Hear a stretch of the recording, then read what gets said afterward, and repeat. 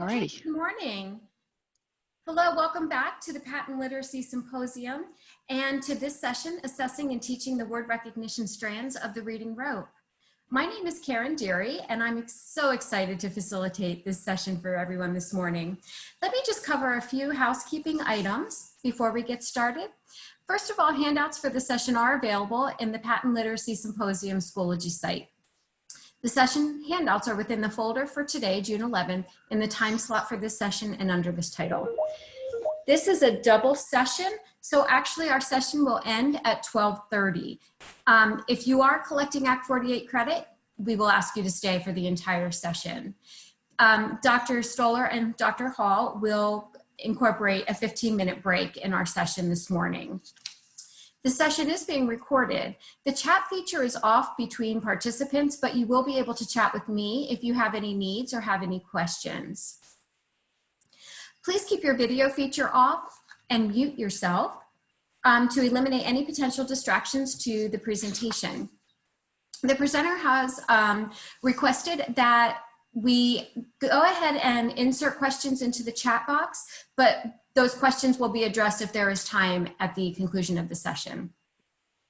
And we would love for you to tweet or share on your favorite social media platform all of the new learning that you are experiencing throughout the symposium. Please use the hashtag that you can see here over my shoulder, hashtag PA Lit Symposium 2020. At this time, it's my pleasure to introduce to you Dr. Susan Hall. 95% Group was co-founded by Dr. Susan Hall, a nationally recognized leader in RTI, data analysis, and 95% reading instruction. Dr. Hall has more than 20 years of experience as a consultant to districts and schools in the field of reading intervention. She's a sought-after speaker at reading conferences nationwide and has authored 7 books, including best-selling I've Dibbled, Now What? And Implementing Response to Intervention. An 8th book, 10 Success Factors for Literacy Intervention, published by ASCD in July 2018. Dr. Hall was named by the U.S. Department of Education as a member of the Reading First Review Panel. She's a leading expert on the use of dibbles and letters and has developed proprietary tools that teachers use to help interpret student data. She's a member of the Dean's Leadership Council at the Harvard Graduate School of Education, the advisory board of the Newhouse Education Center in Houston, and is a former national board member of the International Dyslexia Association. Susan graduated cum laude from Lawrence University in Wisconsin, earned a master's in business administration at Harvard University, and a doctorate in education from National Louis University. Dr. Hall is joined by a team of qualified reading professionals and a staff of product development, client relations, technology, and customer service personnel in the firm's offices in Chicago, Illinois. Together, this team provides collaborative support to teachers and administrators in schools across the country. From diagnostic assessment to grouping to instruction, 95% Group provides the support, processes, materials, and evaluation needed to achieve the critical goal of 95% students reading at grade level. In addition to Dr. Hall this morning, we also are pleasured to be joined by Dr. Stephanie Stollar. She's the former Vice President for Professional Learning at Acadience Learning Incorporated. She's an adjunct professor on the online reading science program at Mount St. Joseph University and a founding member of a national alliance for supporting reading science in higher education. Dr. Stollar recently formed her own company, Stephanie Stollar Consulting. You can follow her work on Facebook, Twitter, and LinkedIn. Ladies, I'll turn it over to you. Thank you, Karen. So Stephanie and I are really excited to be with you today. We actually love presenting together. We've traveled all over the country for, I don't know, Stephanie, 3 years, 4 years, 5 years? I don't know what it's been. I think 5. I think maybe 5. We are extremely compatible presenters. We love working together. We're delighted to be here with you, and we hope that we'll be able to bring you some new ideas and, you know, to reinforce what you're already doing in the classroom and maybe give you a few extra tips about assessment and informing instruction. So with that, I always like to start with why do I do this work? And I like to start with this picture, which is my son. You can imagine this was when he was about 6 years old. And he came home from school one day and he asked me, "Mom, why am I in the lowest reading group and the highest math group?" And that began this journey that I've been on for over 25 years now. It really was me finding what was important to me in my life, and I'm very lucky that happened.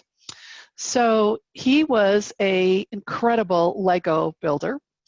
And this is at age 6, and this is now what he does for a living. So we're very fortunate. He is dyslexic. He got tremendous help. He got really good reading instruction along the way, and he's an architect, and that's a building here in Chicago that's under construction that he was on the design team for. But the thing that happened to me is he asked me about why he was not reading, but also he had a younger sister, and they had 2 different teachers in the same elementary school 2 years apart. And it was very clear to me that those 2 teachers knew something very different about teaching reading. They actually should have had the other's teacher, but it led to my lifelong question since then, which is, why doesn't every teacher have the tools and the knowledge to help struggling readers? So with that, I would love for just Stephanie to share why she does this work. So Susan and I both share a passion for making sure that every teacher and administrator has the information about how best to teach their students, information about effective assessment and how to bridge the gap between assessment and instruction. So we have a common passion in that area, and that's really the perspective that we'll be bringing to you today. I am the former vice president for professional learning at Acadience Learning Incorporated, and I'll be using Acadience Learning as the example in the presentation today. All right, let's get started. So here's our agenda. We're going to jump right into essentials of early literacy skills. And you'll notice Stephanie and I are going to go back and forth all day, which is actually, or all morning. That's like what we do when we present live. We actually even jump in and add things with each other's comments. We have a great deal of fun when we're together. Stephanie's going to then go into the phonological awareness patterns and the data, that's screening data.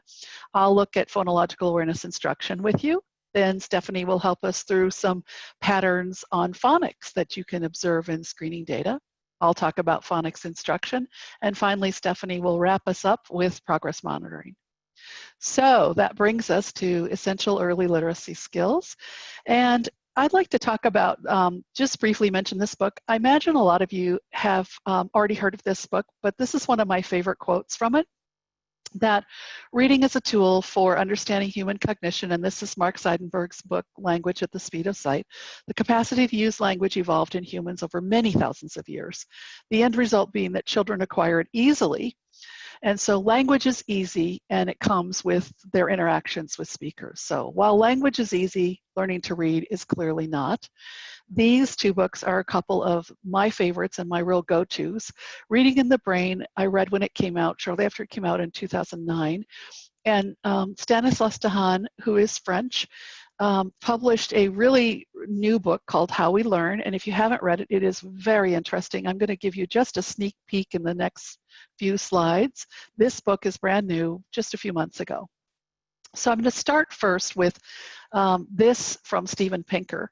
And he just is a great kickoff for our whole conversation about how humans are just absolutely wired for language. And you couldn't even suppress the ability to learn language if you tried.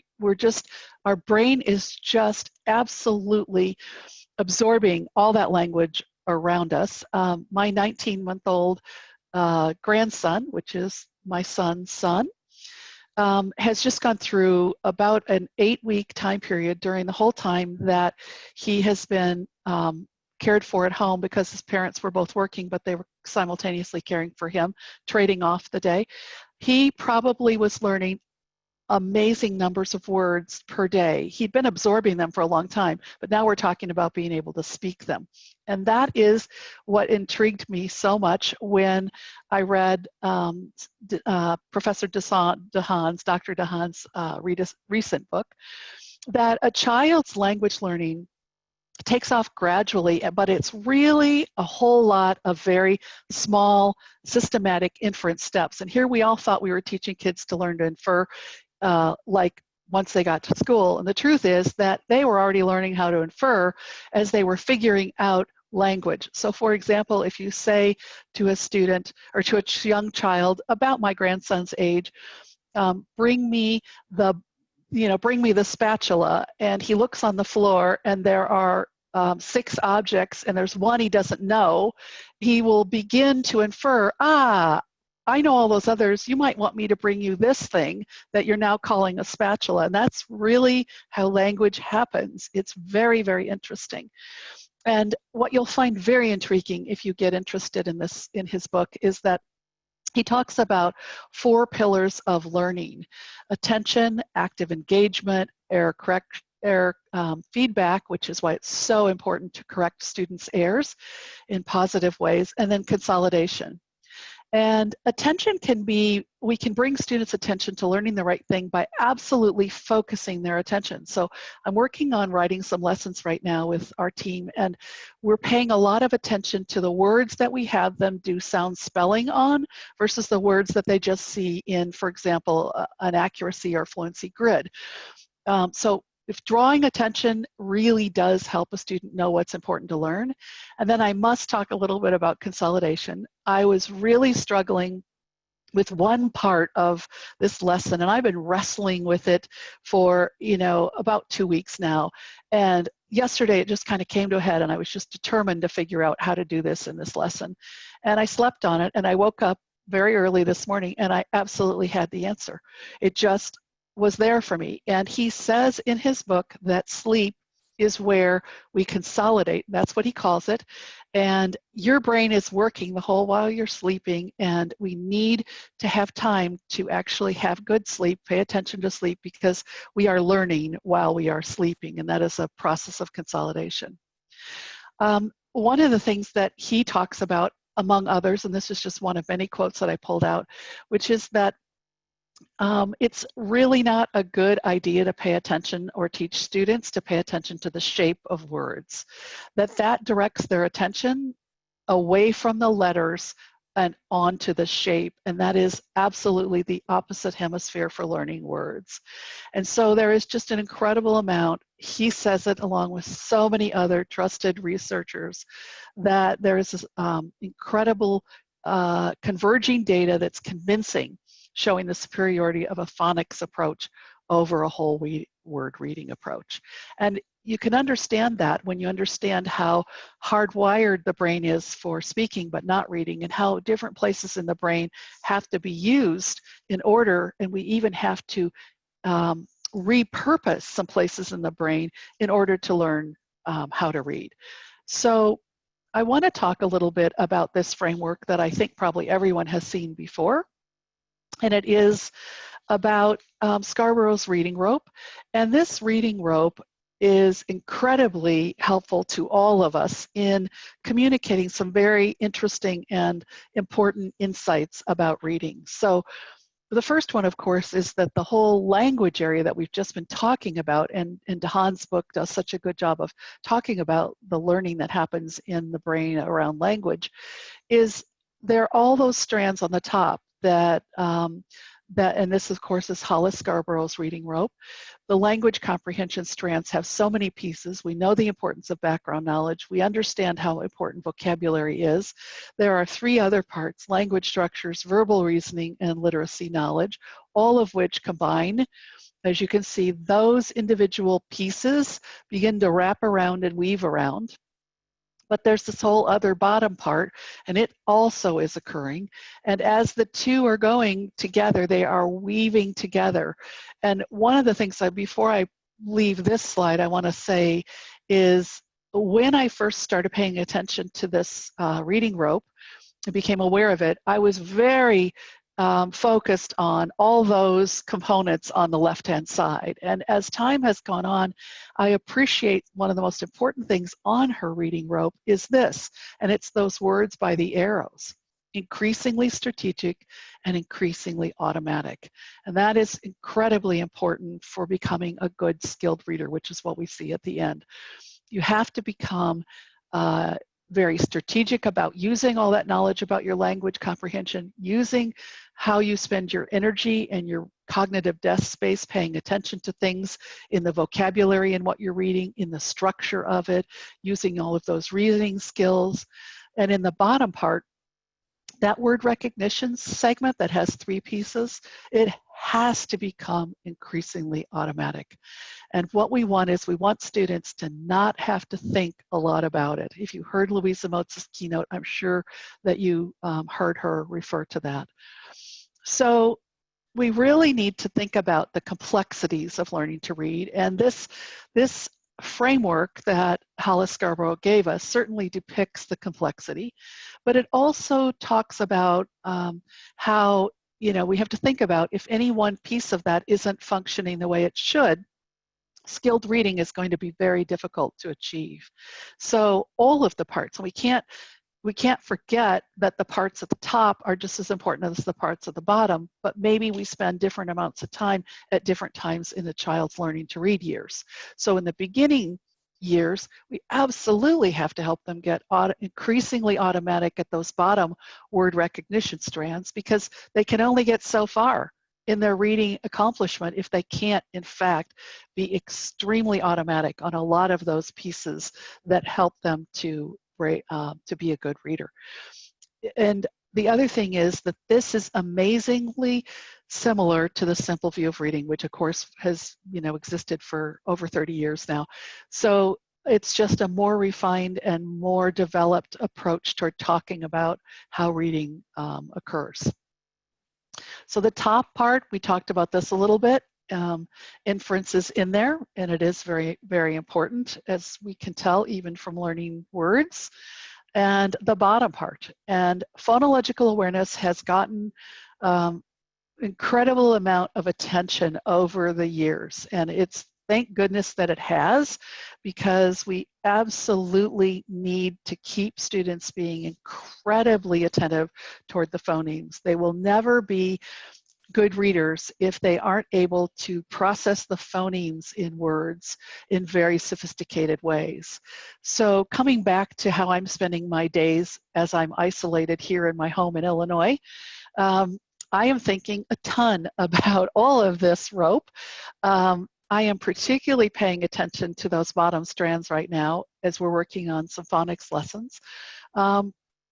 Phonological awareness develops in, and we'll talk about it a little bit more later, but phonological awareness has such a key role in all of the learning to read process.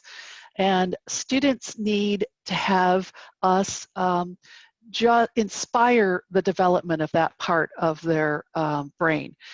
It's that the phonemes are there, but to think of them as individual sounds and to break the word apart into its unique sounds and be able to acquire what David Kilpatrick has called phonemic proficiency.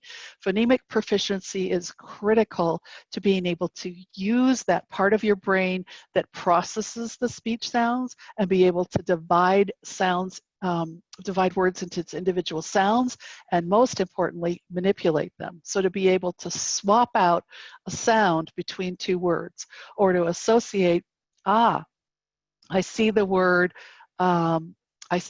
sake. I don't know that word, but I do know lake. What's different? Which speech sound is different? So we really need to develop that. It can be taught, and it can be learned.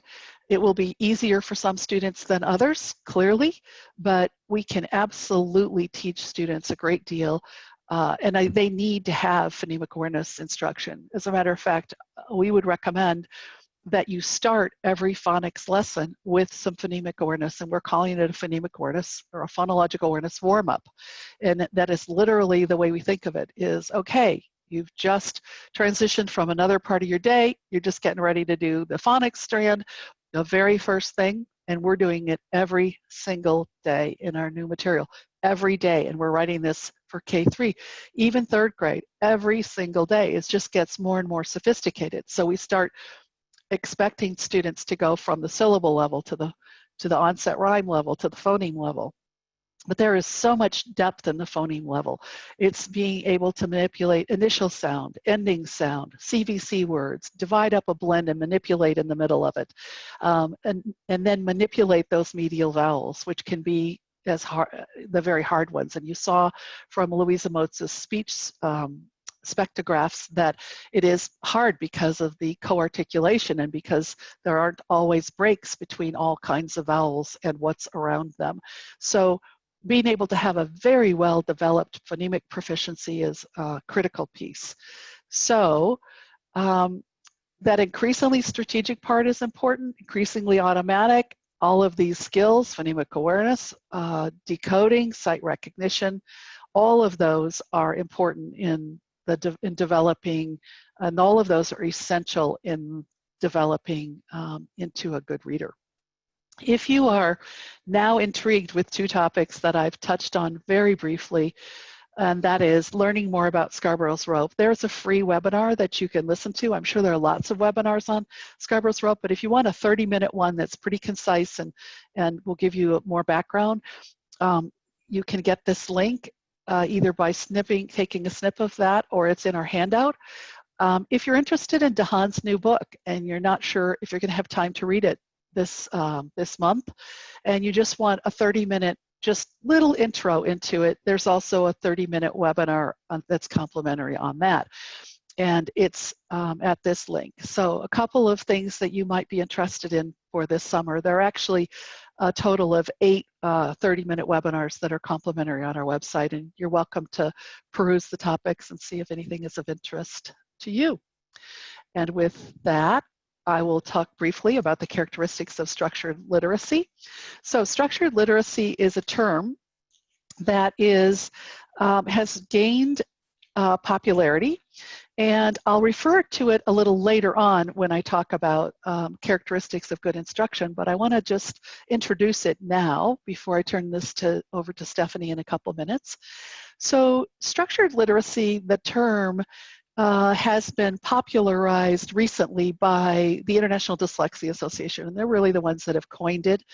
And it used to be called Multisensory Structured Language Approaches, MSSL, and we are now calling it structured literacy. And in this graphic, this infographic, which is very interesting to really process what's here, there are 4 things on the outer ring. So 3 main principles covered by 4 different words. And that's how you teach. And the inner part is what you teach. So it's how you teach and what you teach in this infographic that is available to download. You can download it from the International Dyslexia Association. They have a short paper that's about 2 pages long, and then they have this infographic.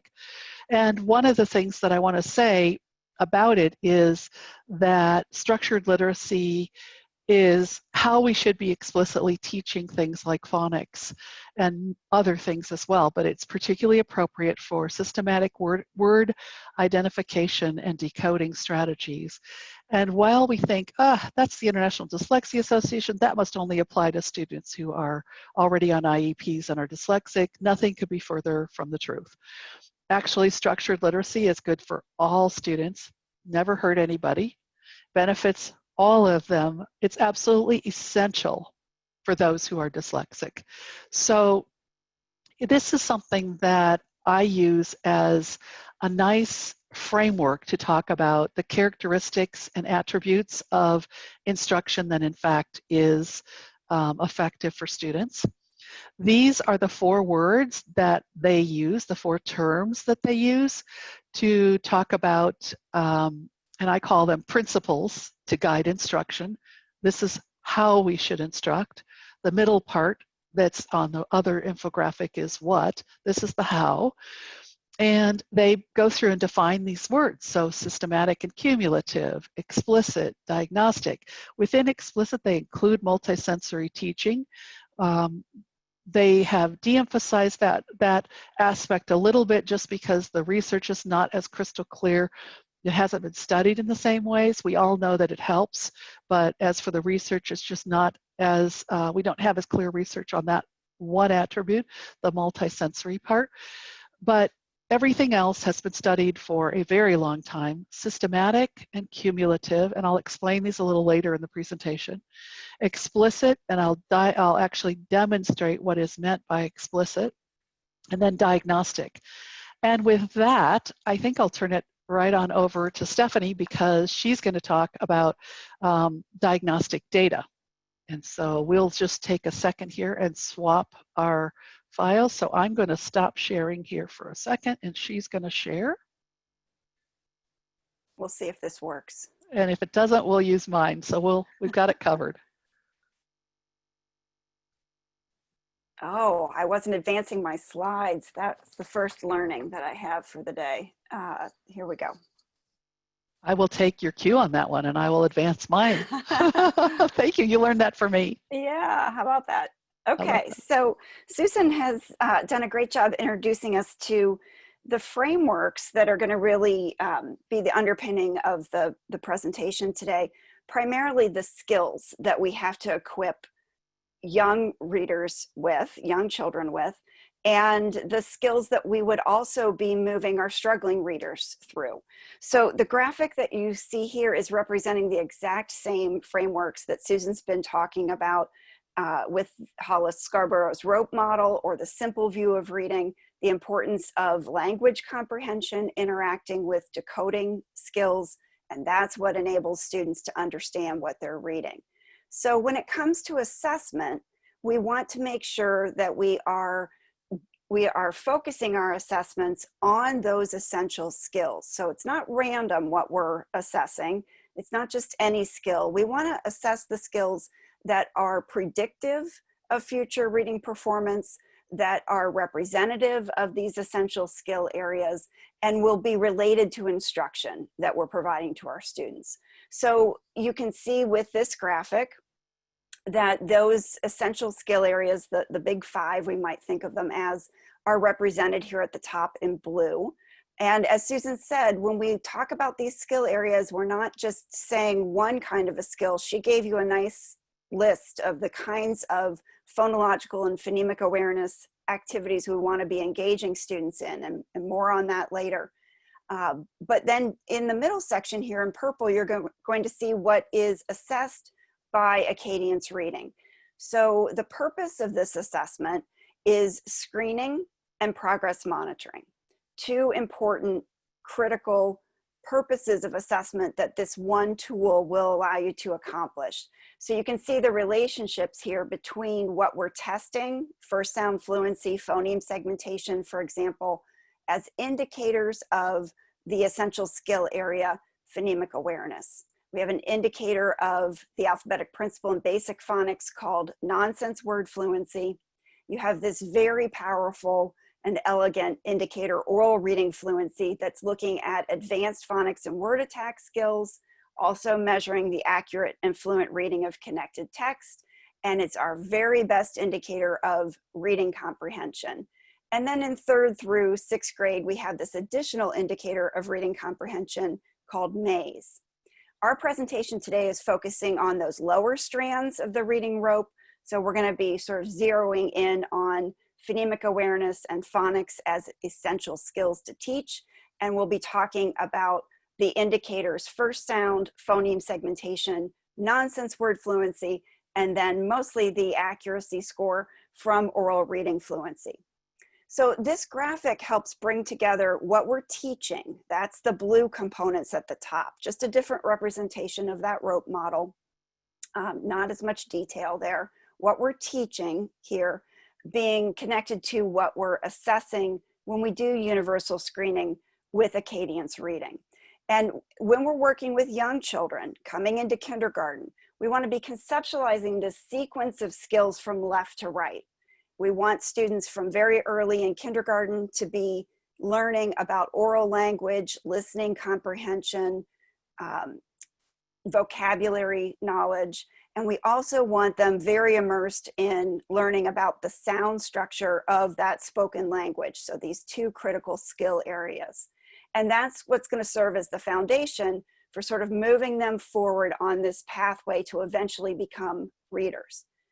So we also want you to be thinking about your older struggling students, and those students maybe who are in 3rd grade and above who are not understanding grade level text. The same framework applies. It's the same sequence of skills, whether they are a student identified with a disability such as dyslexia or not, if they're struggling with reading comprehension, we're going to be thinking backwards through this sequence of skills. So even those older struggling students might need some instructional support around phonemic awareness, and we can use these earlier indicators, ones that we perhaps don't give them for universal screening in the intermediate grades, but we're going to have to go back and assess either in a screening tool or a diagnostic, how are they doing on these skills, because they're essential for those older struggling readers as well. So in other words, there is just one path to reading that works for all students. Our best opportunity is to equip students with those essential skills in that general sequence on that pathway from the beginning. So prevention is our best opportunity. It is easier to prevent a reading problem than to intervene on a reading problem. And anybody who has worked with struggling readers knows this to be true, right? And so we should be devoting our time and energy into what we're doing in kindergarten and first grade that will make sure students are reading at a minimal level by the end of first grade. That's the threshold where students can really take off with their reading skills through elementary school. And below that threshold or cut point, students are likely to struggle. They'll make a little bit of progress each year, but they're not likely to catch up. By and large, that's what we see in the intervention research, or when we do see students catching up at a later point in time, it takes very time and resource intensive intervention in addition to core instruction to make that happen.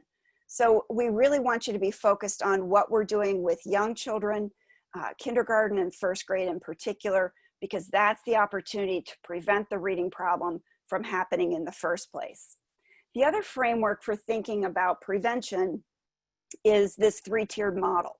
So in addition to thinking about intervention, high quality intervention, we'd also like you to think about applying those elements of structured language and structured literacy that Susan introduced to what you're doing with all students in Tier 1 instruction.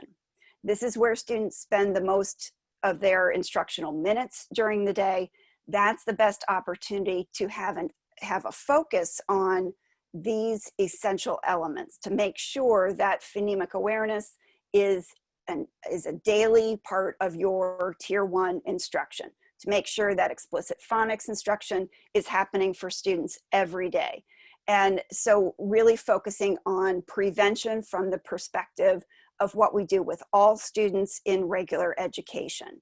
Some students then are going to need an additional dose of instruction at another time of day to help them to reach our expectations for the grade level. But that needs to be built on top of and not instead of good, high quality, structured literacy instruction in Tier 1. So the percents that you see out to the left-hand side of this model are related to the screening with Acadience reading. And I want to talk a little bit about where those numbers come from.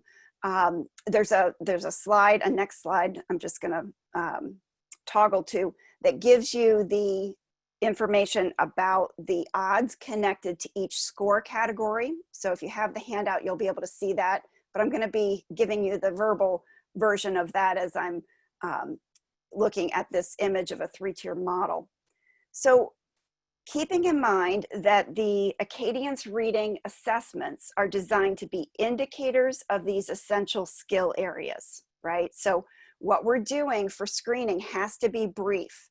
We can't take too much time away from instruction to find out who is at risk. It has to be brief. So it needs to be targeted into those essential skill areas that we're teaching in a brief way, sort of like a toothpick would be. So that's the picture that you're looking at here. When we use a toothpick to bake a cake, we are putting it in a very specific spot, the middle of the cake. That's the best predictor that the whole cake is done. Similarly, the Acadience reading assessments are the center of the cake. We have to teach the whole skill area of phonological awareness, but we don't have to assess all of it for screening. For screening, the center of the cake, for example, is segmenting phonemes at the end of kindergarten. If students can segment phonemes at the end of K, They are very likely to be okay readers in the future. They're very likely to have acquired all of the other phonemic awareness skills that make up that essential skill area. So the toothpick analogy can be extended into how we make decisions about students who are at risk. So if you're baking a cake and your toothpick comes out with batter on it, what are you going to do? You're going to put your whole cake back into the oven. It needs some more baking. In a similar way, the Acadience reading measures function as indicators, and they're telling you if a student has scored at a particular level, the benchmark goal, that indicates that they are on track. They have about an 80 to 90% chance of being an okay reader in the future. And if your toothpick comes out with batter on it, if your student scores below or well below benchmark, that indicates that they need some more instruction in that skill area. You need to put the whole cake back into the oven, not sit with a blowtorch on the place where the toothpick came out and just drill that skill that was assessed.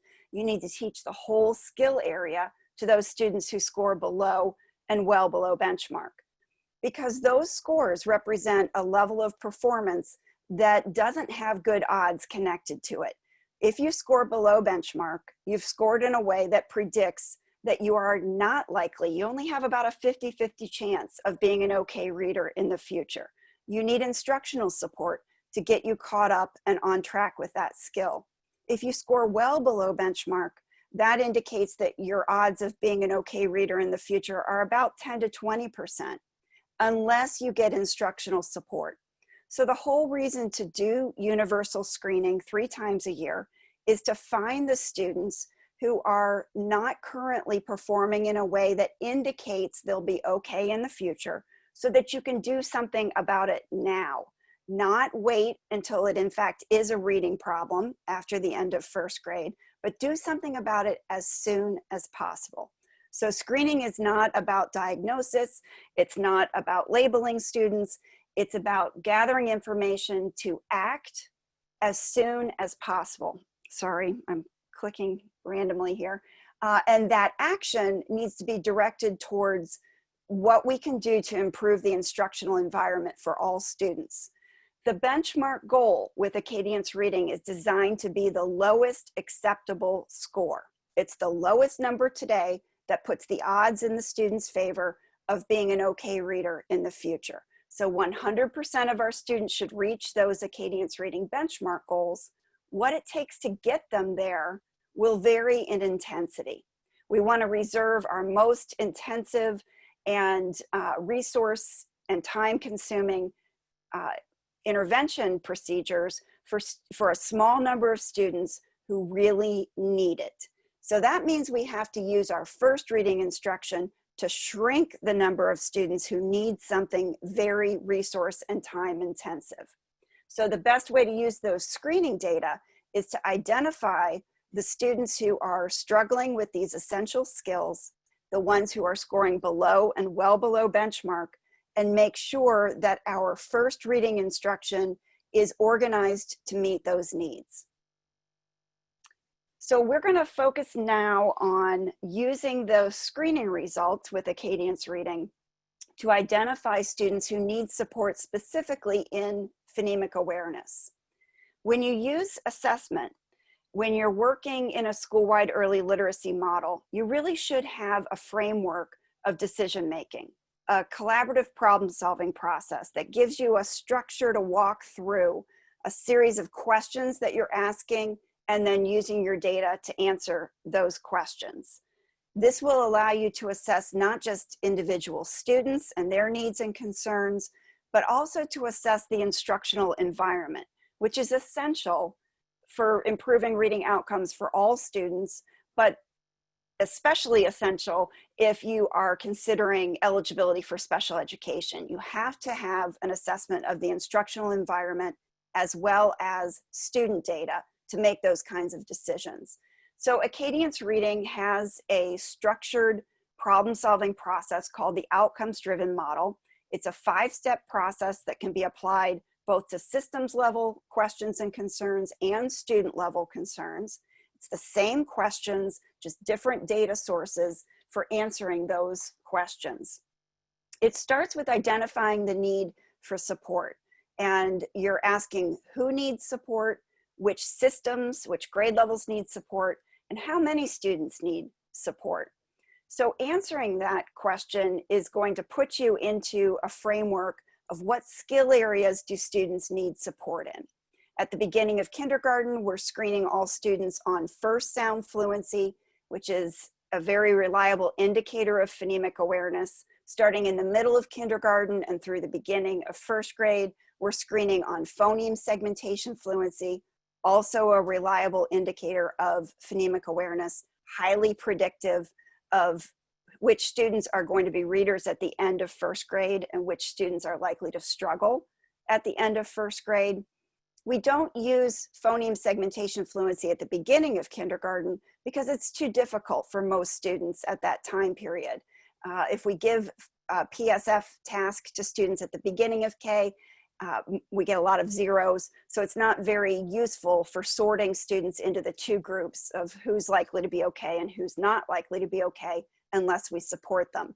So we're using first sound fluency at the beginning of kindergarten so that we don't have to wait. We don't want to wait until the middle of kindergarten to start finding out who's at risk. We need to know on this extremely critical skill area who's coming into kindergarten without this knowledge, without anyone ever perhaps drawing their attention to the fact that the words we speak are made up of sounds and that those sounds can be blended together, can be segmented, that they can be manipulated. That needs to be acted on as soon as possible at the beginning of kindergarten.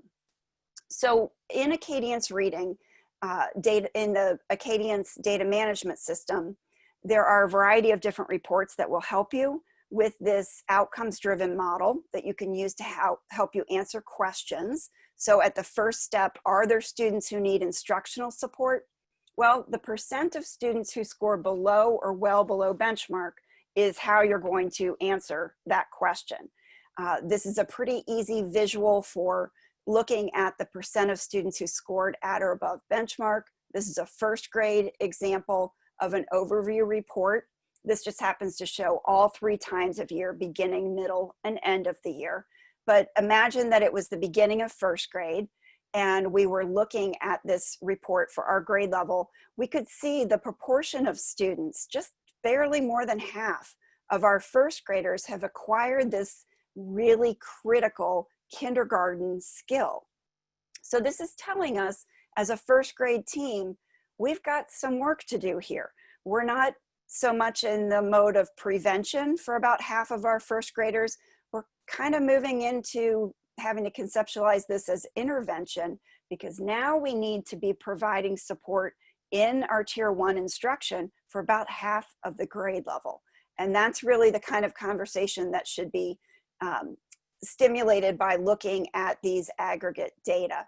So the percent of students or proportion of students who need instructional support helps you know, should I be planning tier 2 intervention for a small number of students, or should I be analyzing and improving the first reading instruction that I'm providing to everyone? So in this example, it's the PSF score at the beginning of first grade, showing that just a little bit more than half of the students have this critical skill. That's going to lead us into a grade level discussion of making sure our tier 1 instruction is supporting students in that area. If we want to find out who are the individual students who need instructional support around phonemic awareness, the Acadience reading classroom report can help us answer that question. The composite score is giving us an overall picture of the need for support. It's combining not just an individual skill, but several early literacy skills that are essential into one composite that is very reliable and predictive of future reading health. So that's the first score to interpret. We would go first to this far right column, find any student who has scored below or well below benchmark on the composite. This is the default way that this report comes out of the data system. Students will be listed from lowest to highest, top to bottom on this report based on their composite score. And so these are our students who are most at risk overall. These are students we want to make sure are on our radar for providing instructional support. Again, this is the beginning of first grade. And we want to be now going beyond the composite score and delving into what skills do they need support in. So after we've looked at the composite score outcomes for our classroom, then we would look next at the indicator of that first essential early literacy skill, phonemic awareness, and the indicator of that skill at the beginning of first grade is PSF. So any student who has scored below or well below benchmark on PSF at the beginning of first grade, regardless of their composite score, potentially needs instructional support. So you can see there are 3 additional students in this classroom who are also scoring below or well below benchmark on PSF, and they also need instructional support. Now, we want to make sure that before we move forward in planning support for these students, that this wasn't just a fluke. So if the teacher looks at her class report and says, well, this is a student who every day in the classroom when we work on segmenting phonemes, she's just fine. So I wonder if this is some kind of an error. Maybe she was having a bad day. Maybe the assessor was having their bad day during this minute and made some kind of a test administration error. That's the second step of the outcomes-driven model, is to validate that need for support before moving forward. But assuming that these scores really do represent student performance, now we've got a picture of what's happening in our classroom around this first foundational early literacy skill. And you can see this is not about planning intervention for a small number of students.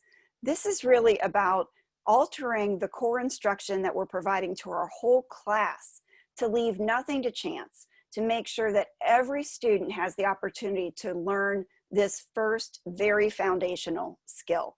So this is what your screening results should lead you to, this kind of discovery about your students, this kind of response with your first reading instruction at Tier 1, and the kind of planning for what that instruction should look like that's going to give students the best opportunity to learn these skills. So even though these are 1-minute assessments that are designed for screening and progress monitoring, there's a little bit of diagnostic-ish, or I'll say diagnostic light information that you can glean from these 1-minute assessments. So I always encourage folks to look at the score first, look at the composite score, then the individual measure scores, but then go beyond the score. Open up the booklet and see how did the student get to the score. So this is an example of the Acadience reading scoring booklet for first grade. This is the front cover. This is where you're going to see for an individual student the pattern of scores that's identifying what the student needs support on. So even though this is a student whose nonsense word fluency scores are well below benchmark, what sits at the base of that difficulty with matching sound to letter, whoops, I thought I was going to get another circle there. Error in animation, sorry. What sits at the base of that difficulty with letter sound that we're seeing on NWF is really a difficulty with manipulating the sounds in spoken language. So it's this PSF score that we want to really focus in on for students at the beginning of first grade. Yes, they are struggling with letter sound and phonics, but the best way to move them forward with phonics would be to support them with phonemic awareness. So I just want to draw your attention to this particular score. And then we can open up that booklet and see how the student got to the score. Now, if you've been to Acadience training, you probably spent a couple of days learning about what to underline, what to slash, what to circle, painstakingly through each measure. And the reason for that is so that you can look at a scoring form and instantly know what to teach next. So these are 2 examples here of 2 different students who scored low on PSF. Let's say at the beginning of first grade, a score of 18 is quite low, well below benchmark. And you could see the marks on this scoring form that tell you exactly how this student responded to the task. Now, what would be ideal is to see an individual underline under each individual phoneme on this booklet, but we're not seeing that here. So this can help you to dissect what can the student do? What's the strength that they already have? I can take that off the plate. I don't have to teach it to him. He's already got it. And that would be isolating the beginning sound in words. So this student is fairly consistently pulling apart the first sound from the other parts of the word. So isolating the first sound from the rhyme, R-I-M-E, the vowel and everything that comes after it. That's where this student seems to be. That's knowledge that the teacher then can start with. I don't need to teach this student to isolate beginning sounds. He already has it. I can move immediately right after the 1-minute screener into helping the student separate the ending sound from the vowel sound. And I would do that initially with more basic 3-sound words. That's going to be an easier place to start. Now, this is perhaps different from a way another student might arrive at the same score of 18 at the beginning of 1st grade. Here is a second student who has a different pattern of performing, a different way to get to the score of 18. This student also needs instructional support around phonemic awareness, but in a different way.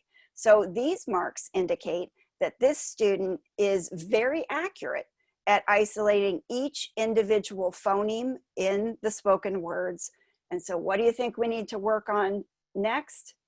The automaticity. We need to have an approach to supporting this student through multiple practice opportunities to move from accuracy to automaticity. So 2 different students, same score of 18, but if we didn't open up the booklet and look at the scoring form, we might not know about these differences in their next steps for instruction. So with all of that information in mind, with really squeezing all the potential information out of the screening measures, we can move into planning instructional support for these individual students, for small groups of students, for our entire class or grade level of students. And if appropriate, we can begin to plan what Tier 2 instructional supports might look like for students. So Susan's going to talk a bit about what phonemic awareness instruction should look like in all of those realms, but I think particularly focused on intervention, which is her specialty and gift. So take it away, Susan. I can see your screen, but I don't hear you.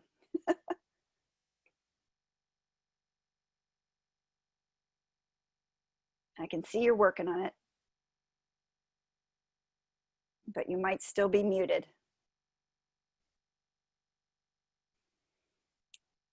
So for me, the mute button was at the bottom and to the left of the video camera. And I wonder if Karen's able to unmute you from her view. There we go. Okay, there, thanks. Sorry, couldn't get to it. I just couldn't find that screen. All right, so you can see the full screen, Stephanie, then? Okay, and great. Hear you. Yep. The only problem is that it's not advancing, at least not in my view of it. Okay. How does that look? Is that the right screen now? We're still seeing the title for section 4. 2. I know, and I can't figure that out, except I think I've launched the wrong one. So let me go back for 1 second, because I have it all queued up for section 4. Okay. Is that now correct? Great. Now I just have to go to presenter mode. Yep. Do you see it full slide? Not yet. I've had this problem. We're not getting the presentation view quite yet. Okay, so you know what? Stephanie, can you just continue? I'll stop sharing. Can you just continue to share from yours, because I'm having a little technology issue here. Yep. Thank you so much. All right, so thanks. Stephanie has just talked a lot about the need for that really good screening data and how we can tell a lot. And we can look, especially like she was saying, you know, look deep into the actual scoring, not just the score, but how did they get that? How did they get that score? And knowing how they got it is extremely important to trying to figure out where you go next. So there's a lot of data, and Stephanie is just excellent at really helping to almost like a squeegee, you know, just squeeze all the value you can out of this, this initial early literacy screening instrument called Acadience. And we do get a lot of information. But there are times when we're going to need to go beyond that, and we're going to need to have some diagnostic information for students. So I'm going to show you a diagnostic assessment in a moment, but I want to kind of bridge to that by talking about all the different skills. And here is a continuum that has 25 different skills on it. And as you can see across the top, the phonological awareness skills are skills 3, 4, and 5. And 3 is syllable level, 4 is onset rhyme, and 5 is phoneme level. Now, there's a lot of skills there. It may be a little hard to read, so let me give you just a little bit more insight into what all those are. So the syllable level, we divide into 2 boxes. The first one is compound words, and that is 6 skills that we think of going from the very easiest compound of just segmenting cowboy to being able to identify which syllable is the same in cowboy and cowgirl, to then finally manipulating it, where you'd say to the students, say cowboy. Now say it again and change boy to girl. What's the word? Cowgirl. So we can actually add, delete, and substitute at the syllable level. And actually, we have found, we've learned in our work over, and we've had this continuum out for about 11 years now. I think it was 2009 when we published it. We learned early on that if you have a student who's struggling, let's say up at the phoneme level, sometimes they understand what you're asking them to do at the phoneme level if you hop back and give them an example at the syllable level. So for example, if you say to a student, say rat, now change the to k, what's the new word? Cat. And they can't do that. They can't conceptualize what you're asking them to do. You don't know if it's that they don't understand the instructions, or do they not have the ability to do that kind of phoneme manipulation.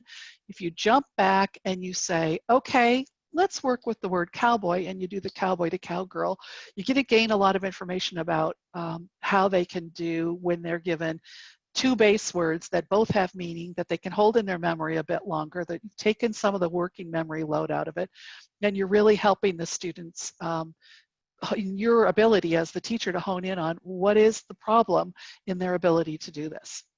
So we love going back to compound words. But we also know that for some students who didn't do well, for example, on PSF, we may have to go backwards. And so finding out how far to go back is where you might need a diagnostic assessment. So we start out with compound words, then we go to non-compound words, and we also do some manipulation. And so we like both of those 2 levels, and they're very meaningful in working to get a student. Of course, you want the student to be at the phoneme level. It's just that sometimes a student can't jump there as quickly, and they need help scaffolding to get back up to that phoneme level. Now, onset rhyme sits right in between syllable and the phoneme level. Onset rhyme is interesting. There are aspects of it that are like the phoneme level, because, for example, when you're manipulating the first sound in a word, you may actually be doing something that's a little bit more like a manipulation of a single phoneme at the beginning of a word. So there's some hard parts about it, but you're still making a gradual adjustment from compound through onset rhyme up to that phoneme level. And in onset rhyme, we have, whereas in syllable, we have 8 skills, and in phonemes, we like to use 11 different skills for measurement and instruction. We use 6 skills for onset rhyme. And onset rhyme starts just with blending the onset with the rhyme to make the full word, and then segmenting the onset back away from the rhyme, and then substituting one of those pieces. Typically we just manipulate that, or we substitute that first sound. Then you can really gradually move the students up to understanding what rhyming is. And I personally became very interested in rhyming because my son had trouble rhyming, and his 2.5 years younger sister had no trouble rhyming. So she was rhyming before he was rhyming, and there was literally this 2.5-year difference. So rhyming has always interested me, and I will show you in a little while some instruction that we like to recommend for rhyming, but some kids just can't rhyme. They don't understand what you're asking them to do, and maybe they can't make that manipulation happen in their mind to be able to figure out either rhyme recognition or even harder rhyme production. So we actually like to go back to sometimes the syllable level and work a little bit there and then come back up to rhyming. Our goal, as I said before, is definitely get to phonemes. Phonemes is what reading is all about. And so we're really using the syllable level and the onset rhyme level as a bridge to the phoneme level where necessary. So the phoneme level, you'll notice here that we've broken it down into 2 major boxes again. One is where you're just worrying about a single phoneme.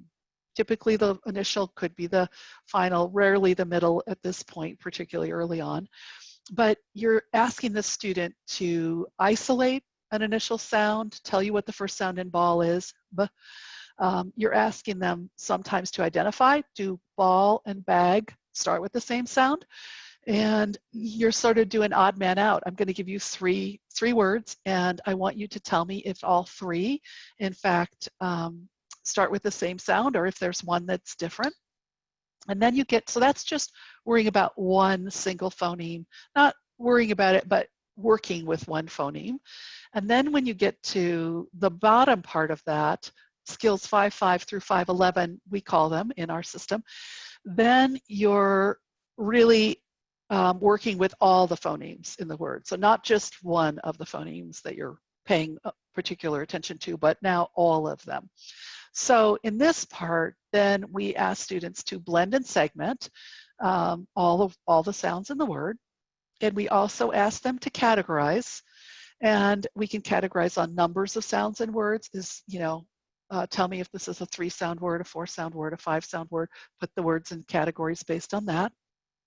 Then we get to what I call the granddaddy of them all, which is in the manipulation area. Manipulation is, of course, phoneme addition, deletion, and then finally phoneme substitution. That is the one that represents the level of phonemic proficiency that David Kilpatrick talks about. He talks about advanced phonemic awareness skills, and those are those manipulation skills of addition, deletion, substitution.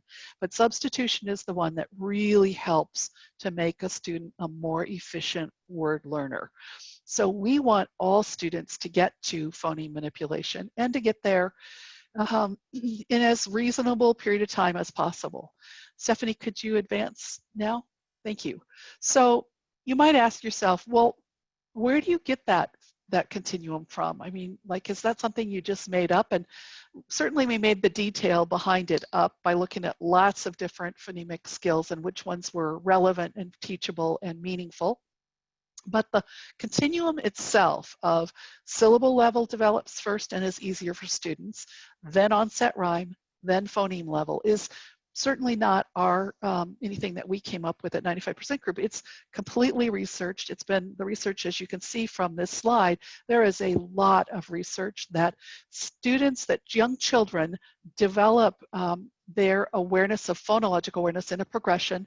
They typically become aware of syllables at a much younger age than, say, onset rhyme and then finally phoneme level. As a matter of fact, syllable awareness typically develops at about age 3 or 4 for a lot of students, not all of them, depending on their background, depending upon their particular wiring of their brain and how easy or difficult that is for them.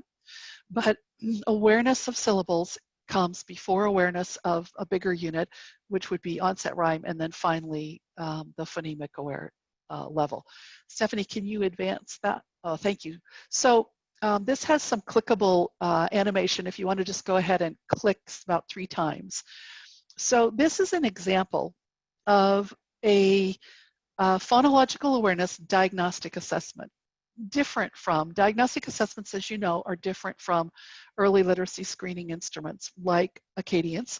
So in this case, this would be where you've already screened the student with Acadience, and you are finding, you've already found out that PSF is problematic, that they're not scoring where they should be.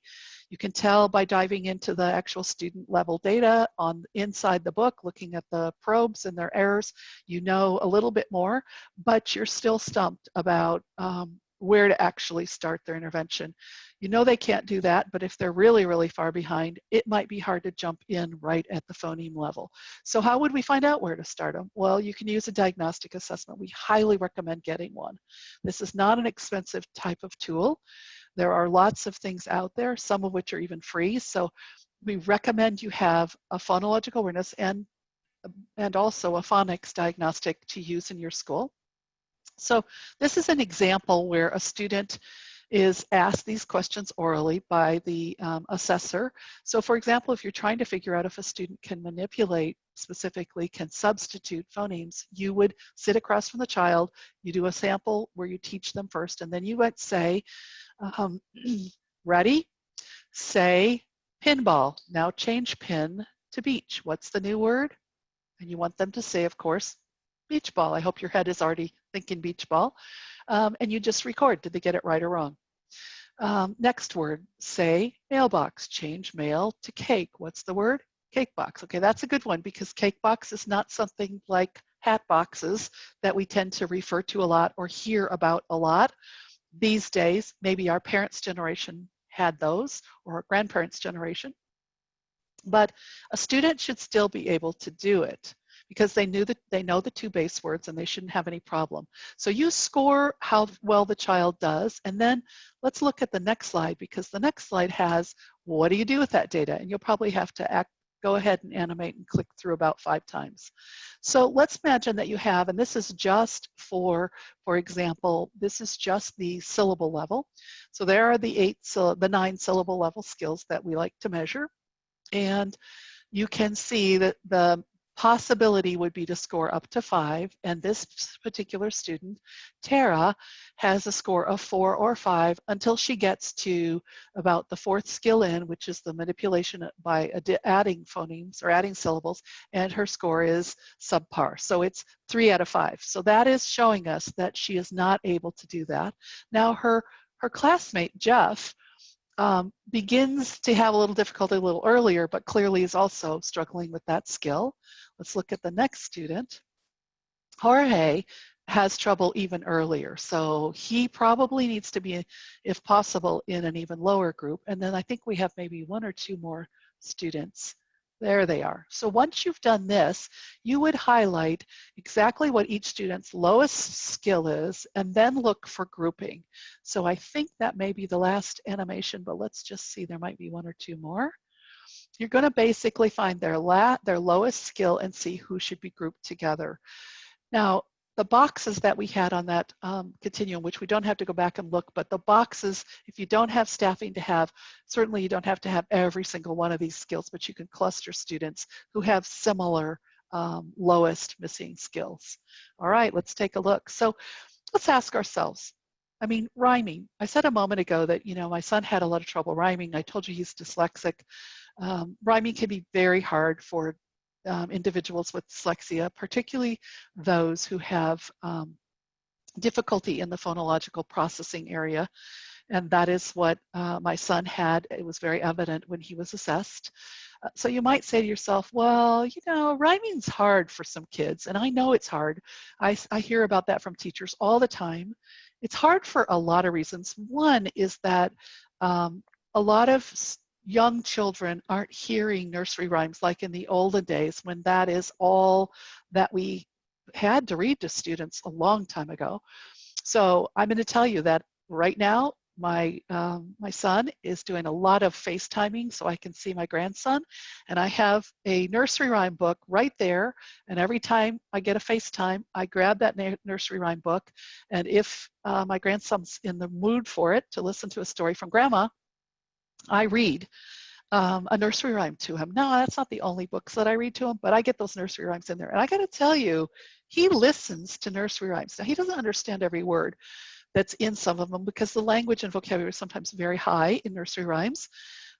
but you can tell that he's thinking about the rhythm and he's thinking about those words. And I can just see him focusing on those rhymings. So I'm real anxious for him to learn rhyming because it's just word play and it's that phonemic, playing with words. And so hearing nursery rhymes is really a good thing. If you have grandchildren like me, or you can influence someone who has a child, encourage them not to forget about the nursery rhymes because they are just amazing for the phonemic part of the nursery rhymes. So this is an example of how you would instruct on teaching phonemic awareness. And in this case, this is how you might think about putting manipulatives to make it more concrete for students. So if a student doesn't really know how to rhyme, you have to start way back and understand if they can segment the onset away from the rhyme part. So for example, if you said to a student, you showed them two pieces, we show them nestled together, the onset and the rhyme. The rhyme is longer in a CVC word because it'll have the vowel and everything after it, and the onset is smaller. So the onset there is represented with the green part and the rhyme is represented with the little bit larger red part. So if you said to a student, this represents, these two pieces together represent the word man. Let's pull the away from the whole word, the and then let's put it back together. So we're just sliding the onset away from the rhyme part here. Now that's the first step. So let's go to the next slide because you can see that we build from there. So once the student can manipulate, well, not manipulate yet, but just segment the onset away from the rhyme, then we begin to start going. And here's what we would say. If this is man, now tell me, I'm going to show you a picture of a fan, and the pictures are there just to help them with memorize, to remember the words we're talking about. We don't put print out at this point. We just want the pictures as a help for the working memory part.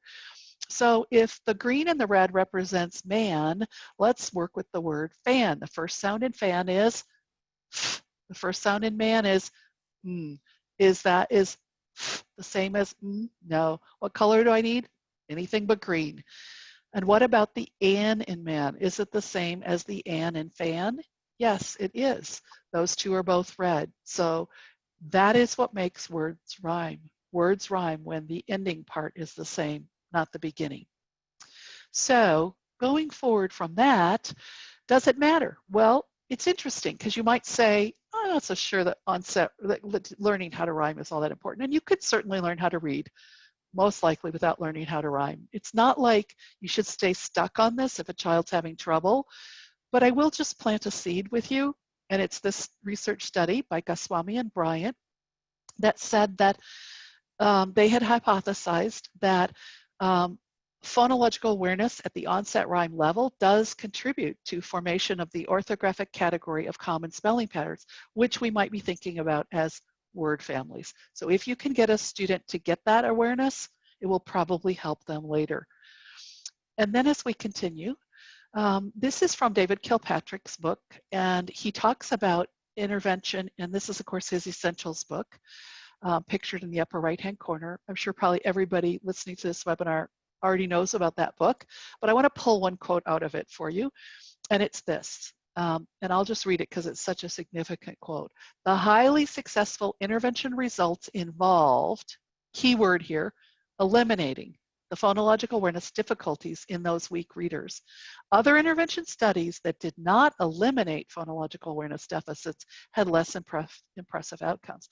And that actually quote was embedded in a much longer section in his book where he talked about where even if you're just concentrating on comprehension, even if you're concentrating on phonics but not worrying about phonological awareness, even if you're concentrating on other parts, if there is a phonological deficit and the student doesn't have phonemic proficiency, it's really a good idea to go back and be sure that you teach that part and advance that skill, because if you don't, it could be holding the child back from making progress with what you are teaching them.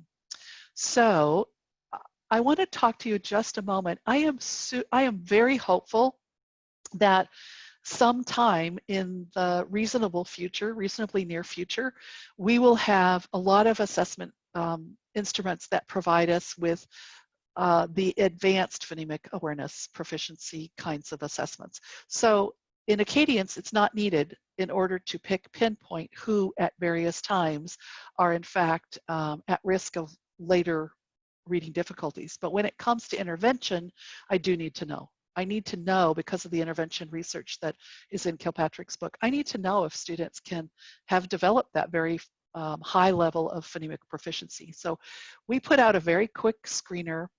It is a phoneme substitution screener. It's on our website. It's complimentary. You can just go to the 95% group website and download it. There are 2 forms. Form X has students substituting within a blend, stop to slop, and then Form Y would be a vowel substitution, which, as you heard from Louisa Motes this morning, is more difficult because of the co-articulation.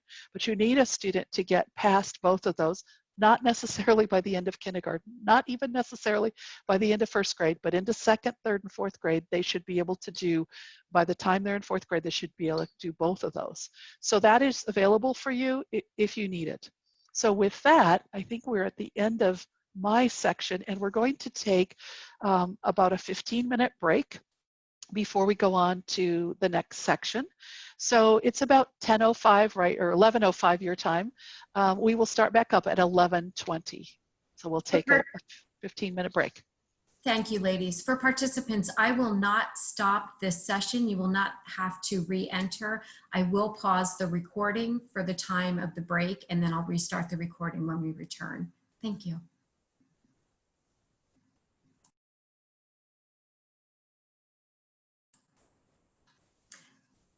Okay, welcome back, everybody. I'm going to turn it right over to, it looks like Dr. Stollar is unmuted. I'm not sure. Okay, Dr. Stollar.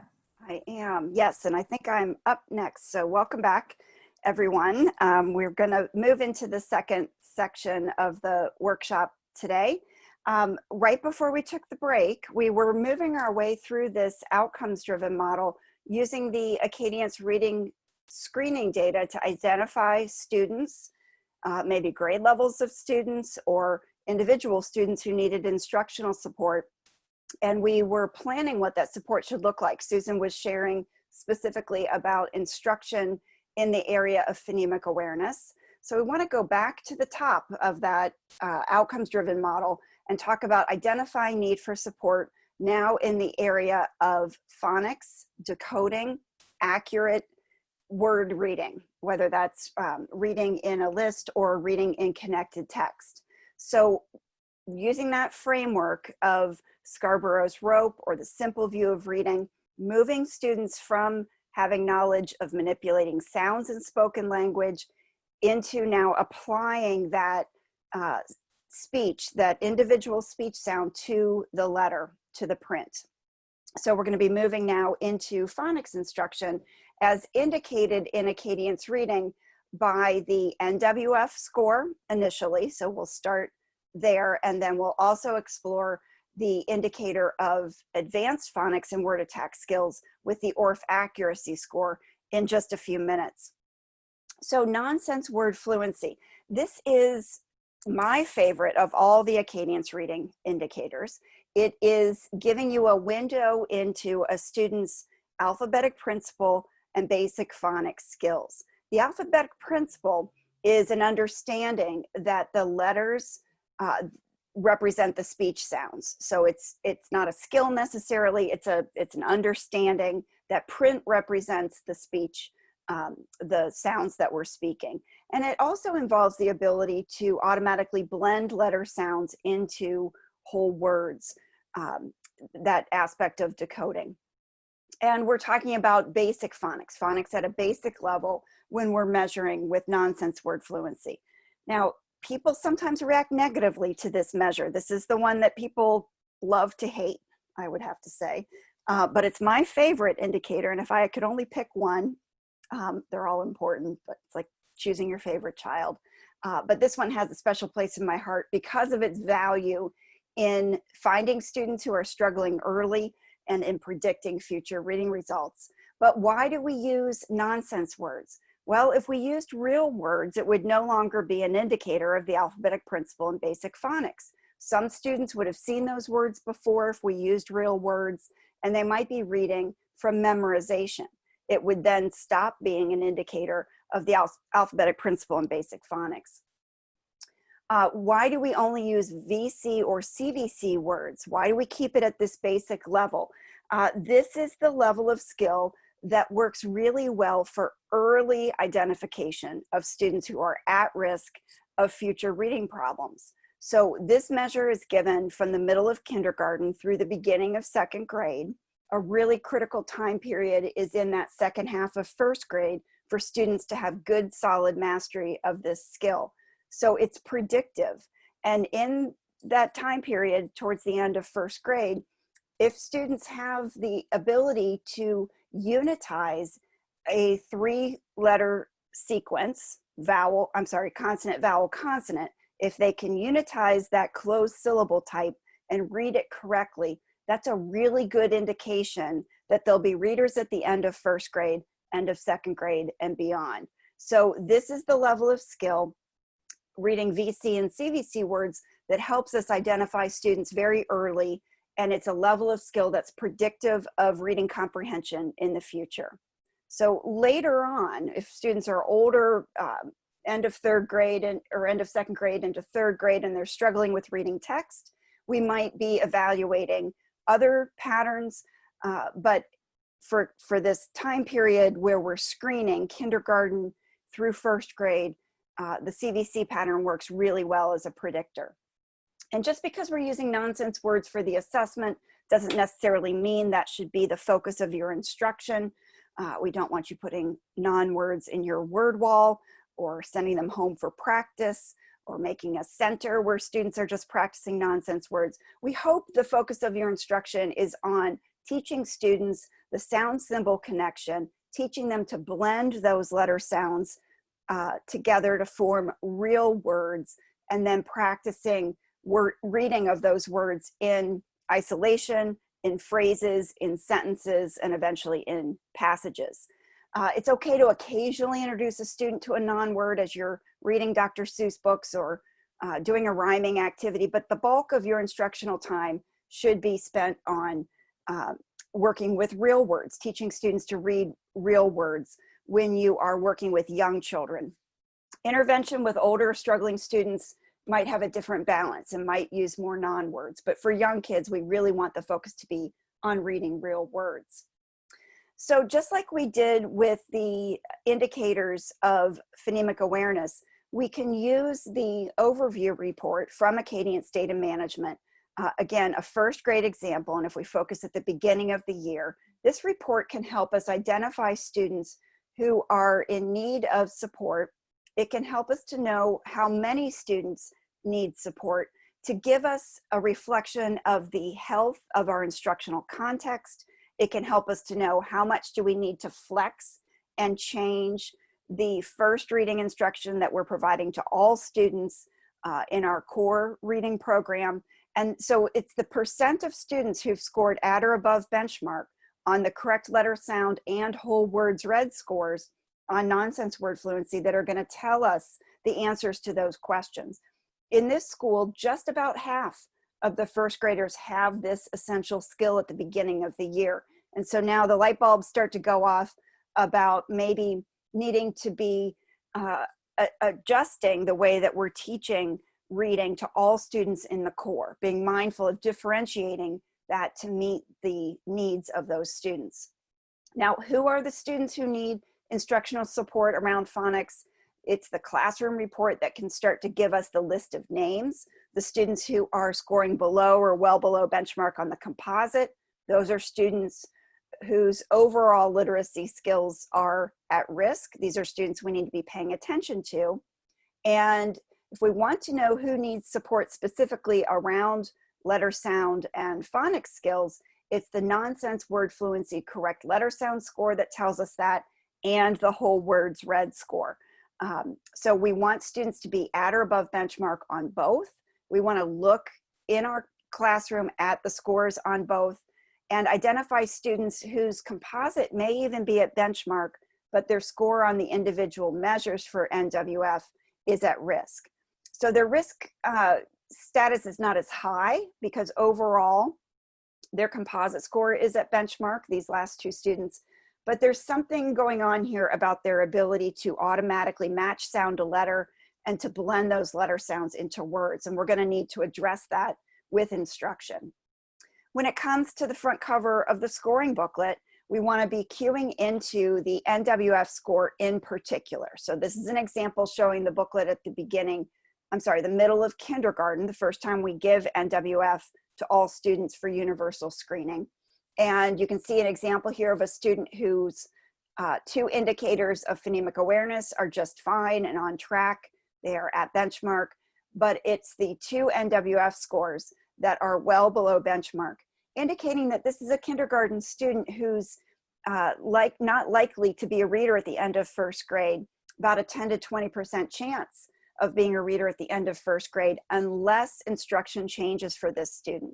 So this is really the call to action, starting here in the middle of kindergarten, not taking an approach of let's wait and see what happens by the end of kindergarten, but right here is the red flag to start teaching this student, paying some careful attention to teaching sound symbol relationships. They've got the foundation with the sounds. Let's start matching to print.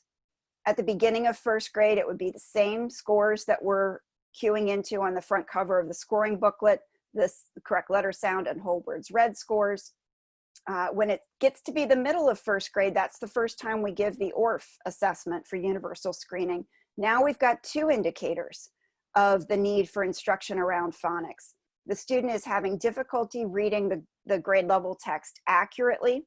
That's indicated by this ORF accuracy score being well below benchmark, but also the student is struggling with the NWF score, showing us that their basic phonics and letter sound skills are in need of support. And what do you know, this student was struggling with the indicator of phonics at the beginning of first grade. And so hopefully we started doing something about it in first grade and we just haven't quite figured out the instruction that this student requires, and we're going to continue working towards that. This is a student who needs to build that basic letter sound relationship and then be applying and practicing those letter sound and phonics skills in decodable text. That's going to be most helpful for a student with that kind of a pattern. And once we get into the students who are needing support, we can go a little bit deeper and analyze not just the score and how it is related to risk status compared to the benchmark goals, but also opening up that booklet and looking at the marks on the form.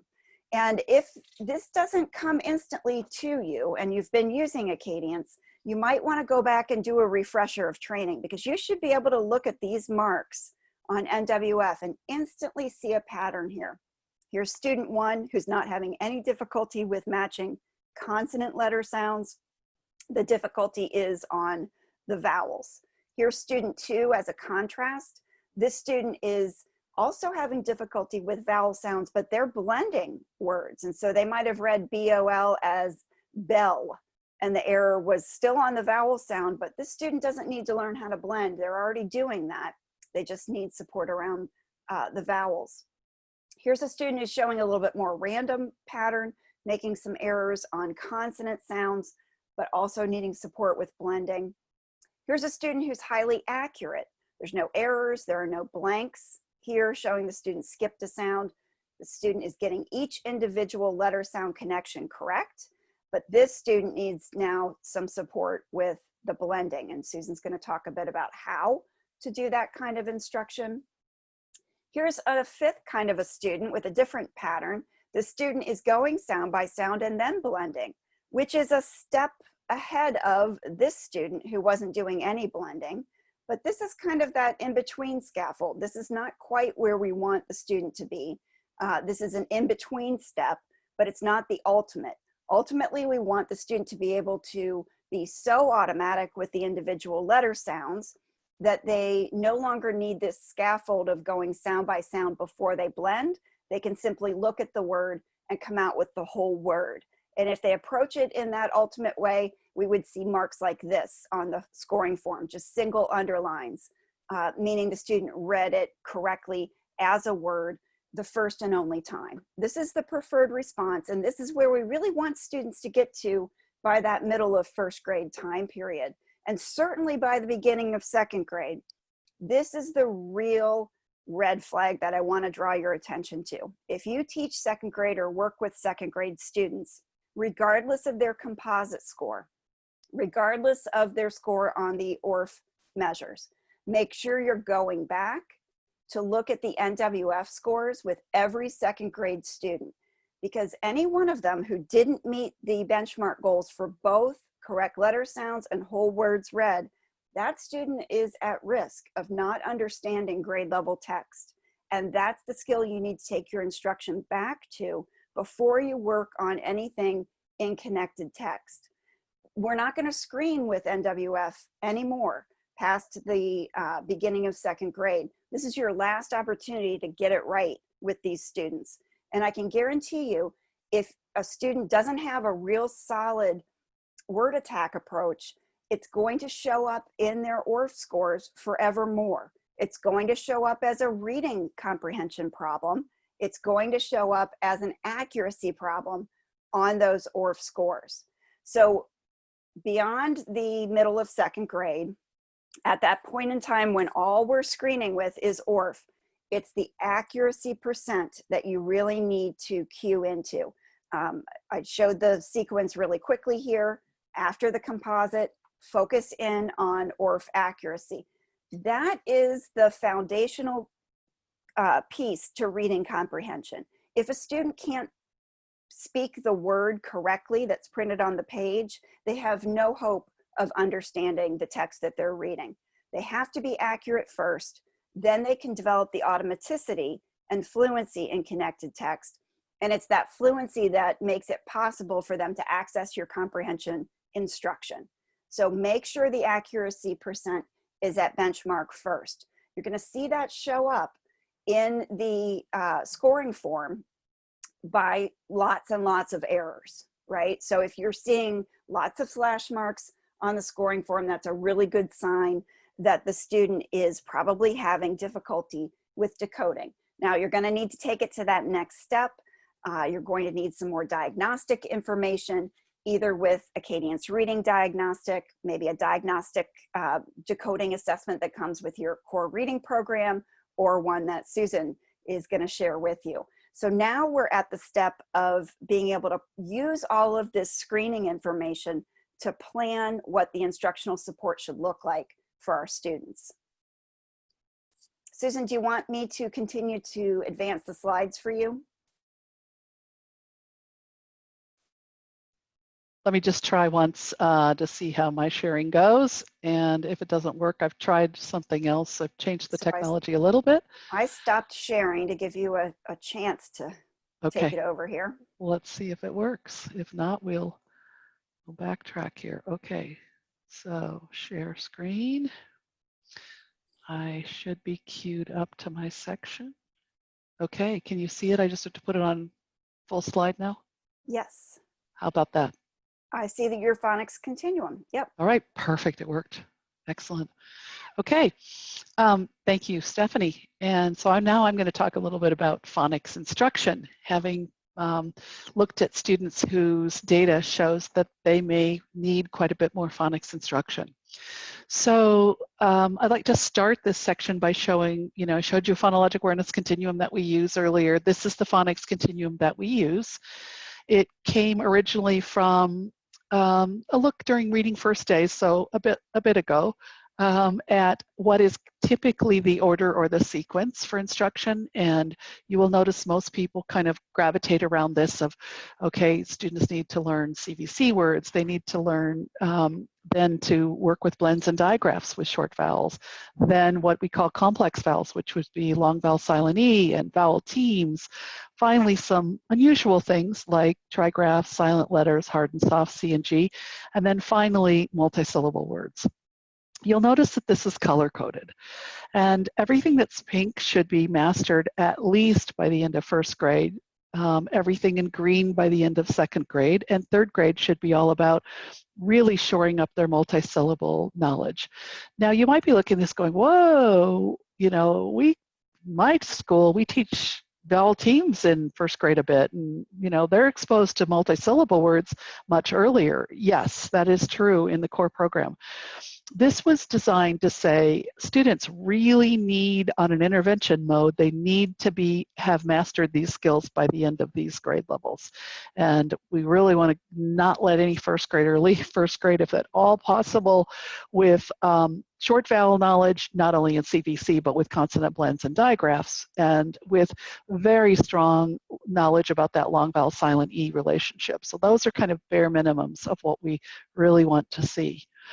So you can see on this slide, one of my favorite people in all of the history of time I've been in this reading field is Dr. Joe Torgerson, and he was at one time the lead person from the Florida Center for Reading Research. He's since retired, and he said this a long time ago, 2003. I frankly didn't pay enough attention to it, or wasn't in a place where I could completely absorb what he was really saying in this very simple sentence.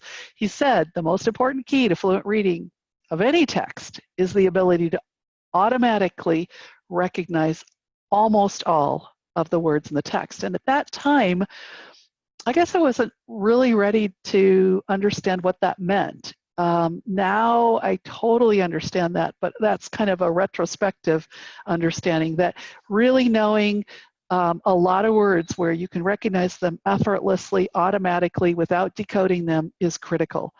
So in the rest of this presentation, I'm going to use the term sight word, but just to clarify what I mean by it, because that term is used and meant by a lot of different people, use it very differently. This is what I'm going to mean by it. I mean a word that any individual person can instantly and effortlessly recognize, critically important, without sounding it out. So they don't have to go through the letter sound correspondences. They have already done that, and that word is a known word for them. Now, phonics is very interesting because we have a lot of focus on phonics, rightfully so.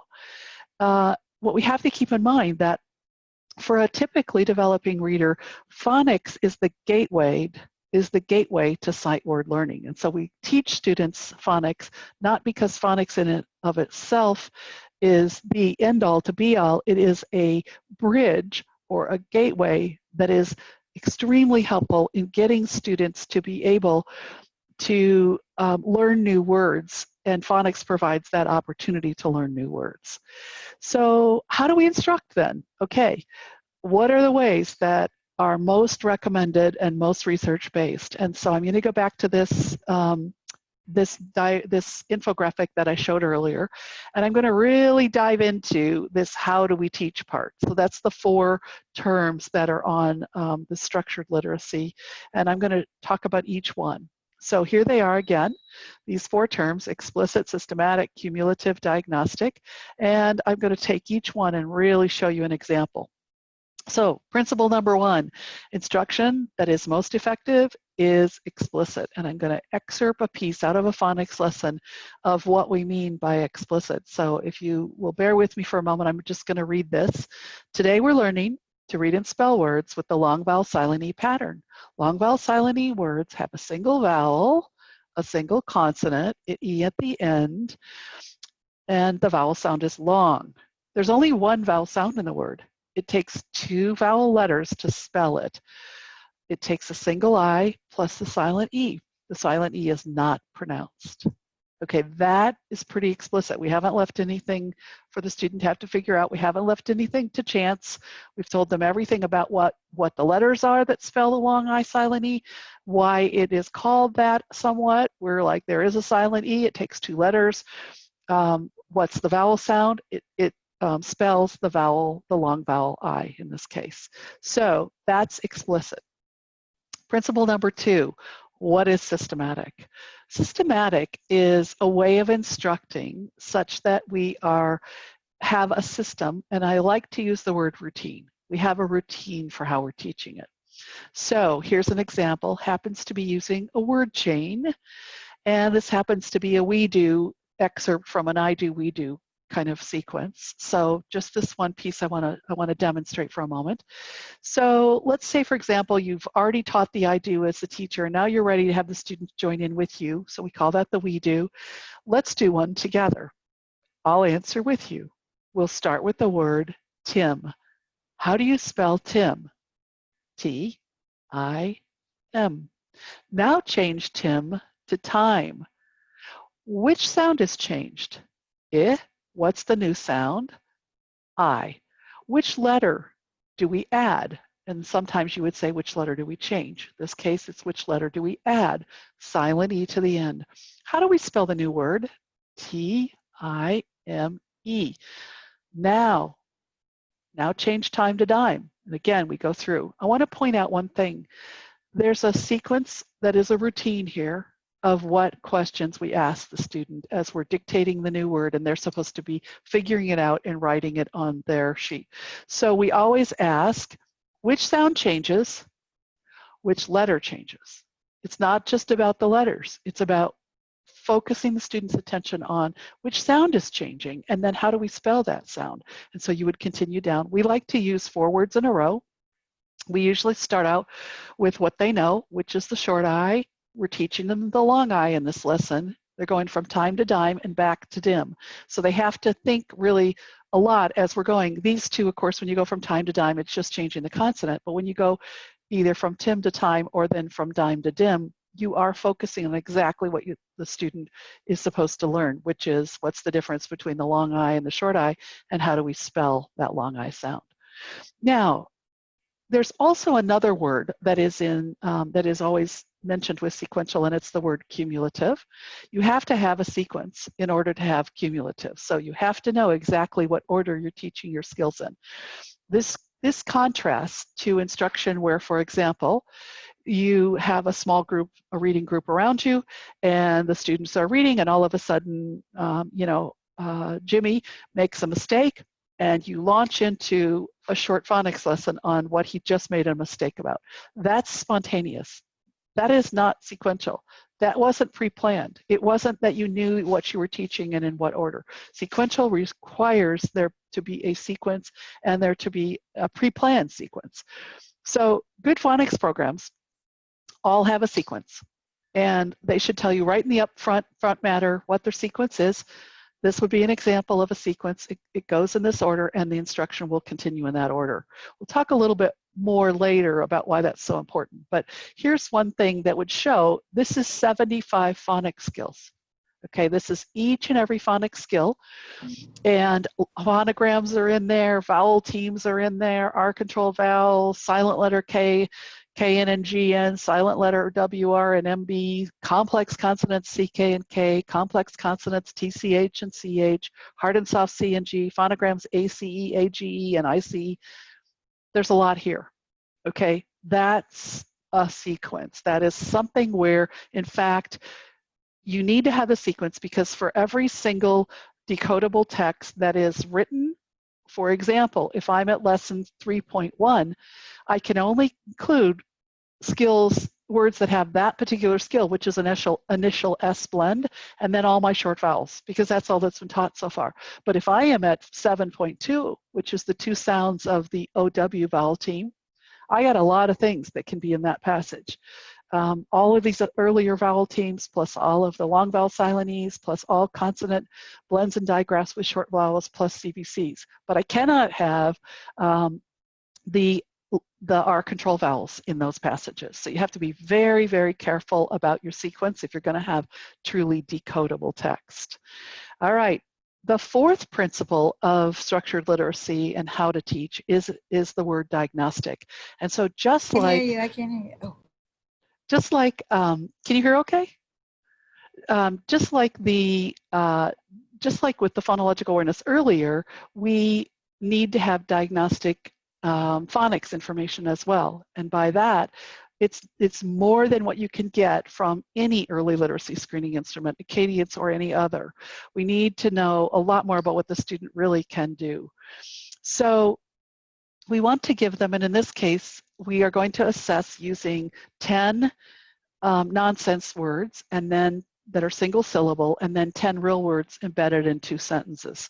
So this is an example of a scored probe for that. It happens to be from a phonics diagnostic that our company distributes called the Phonics Screener for Intervention. There are a lot of good ones out there.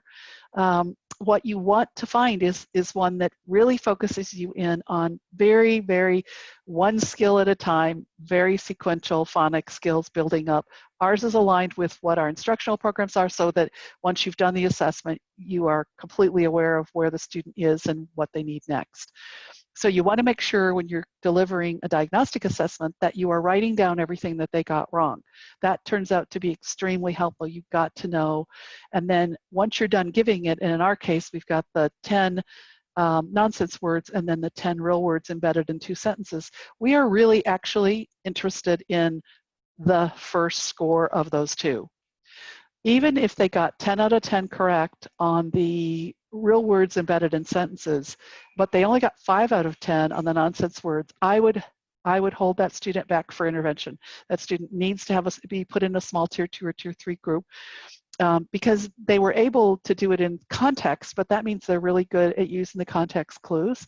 While that's an excellent skill, and we're really glad the child has that skill, we need them to get intervention so that they can read new patterns without the context. So here's what it would look like when you would then group your students. You could group the students who are all needing their lowest missing skill is consonant blends. These have the lowest missing skills is consonant digraphs. And then our final group is the lowest, they have a lowest missing skill of silent E. So that would provide our intervention groups for tier 2 or tier 3. And now what I'd like to do is I'd like to talk a little bit more about a phonics lesson. We just talked about the principles of good phonics instruction. Now I want to explore more than the principles, but actually to show you a bit more about what good phonics instruction would look like.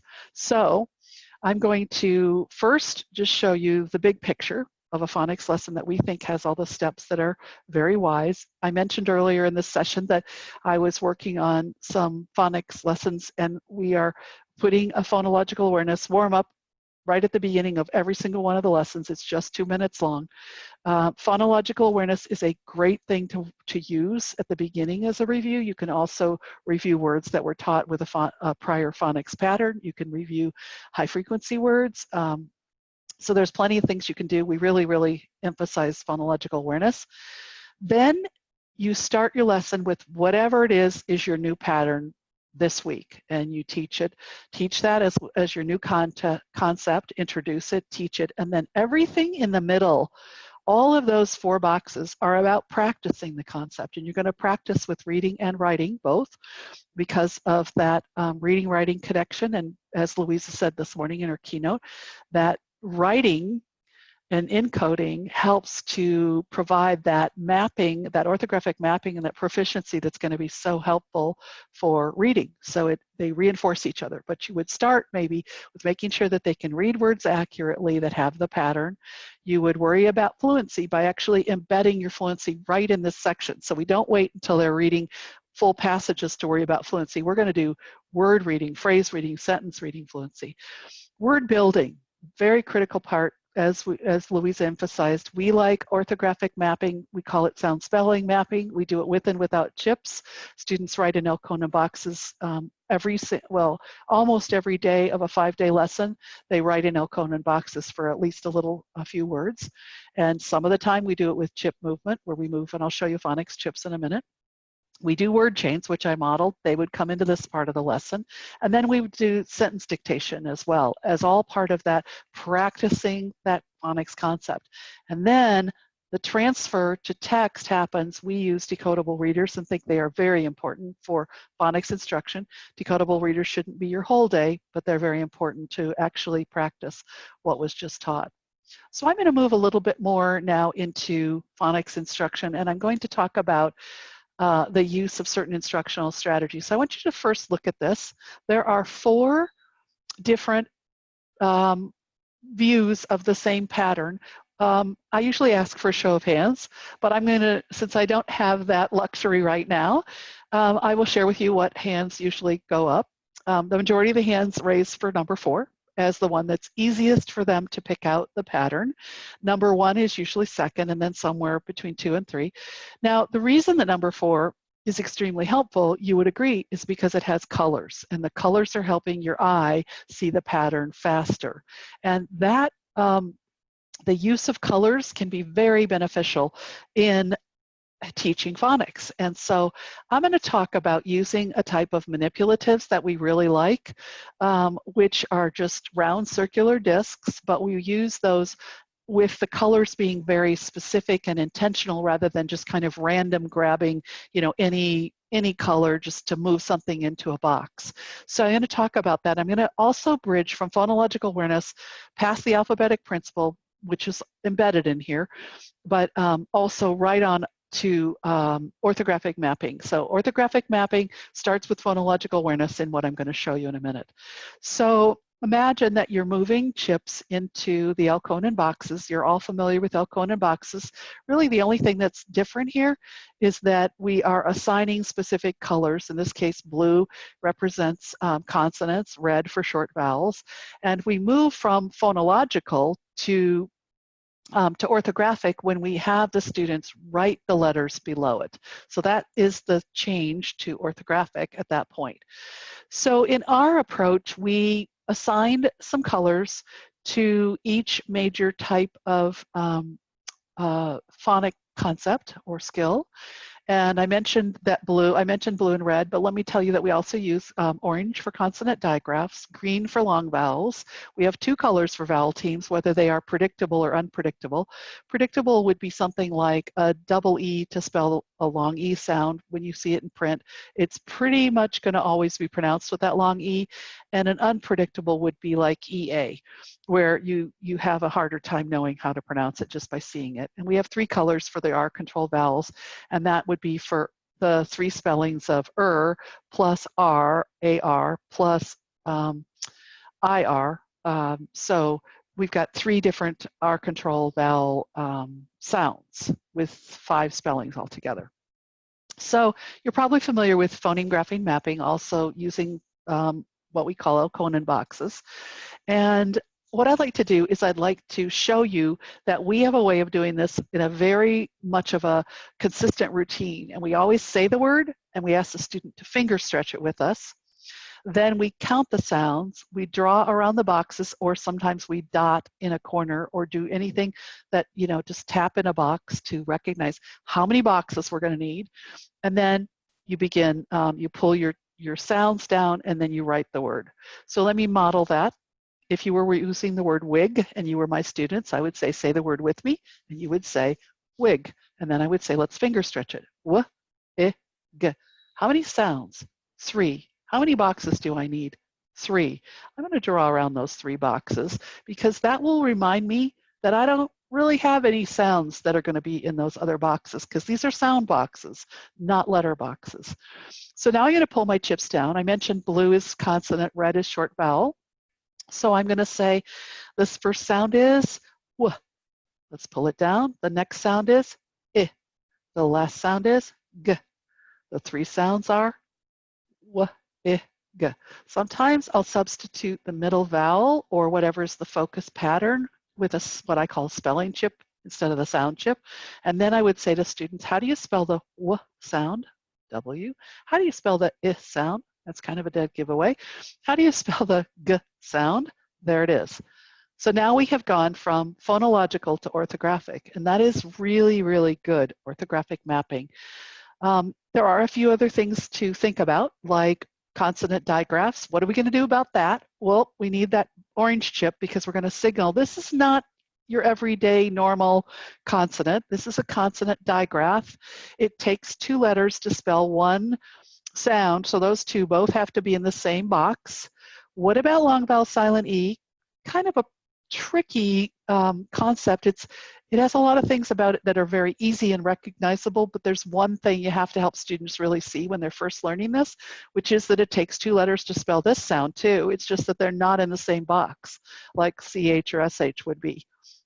So we had to come up with a way of connecting those 2 particular letters. We experimented with a lot of things when we were first doing this, 15 years ago. We had pipe cleaners attached to wooden nickels covered with contact paper, colored contact paper. That is what we were doing. Now, the part that we were using with the little wire connecting the V kind of deteriorated with a lot of usage. So we ended up having to make this more like this. And so as you can see, it takes the silent E.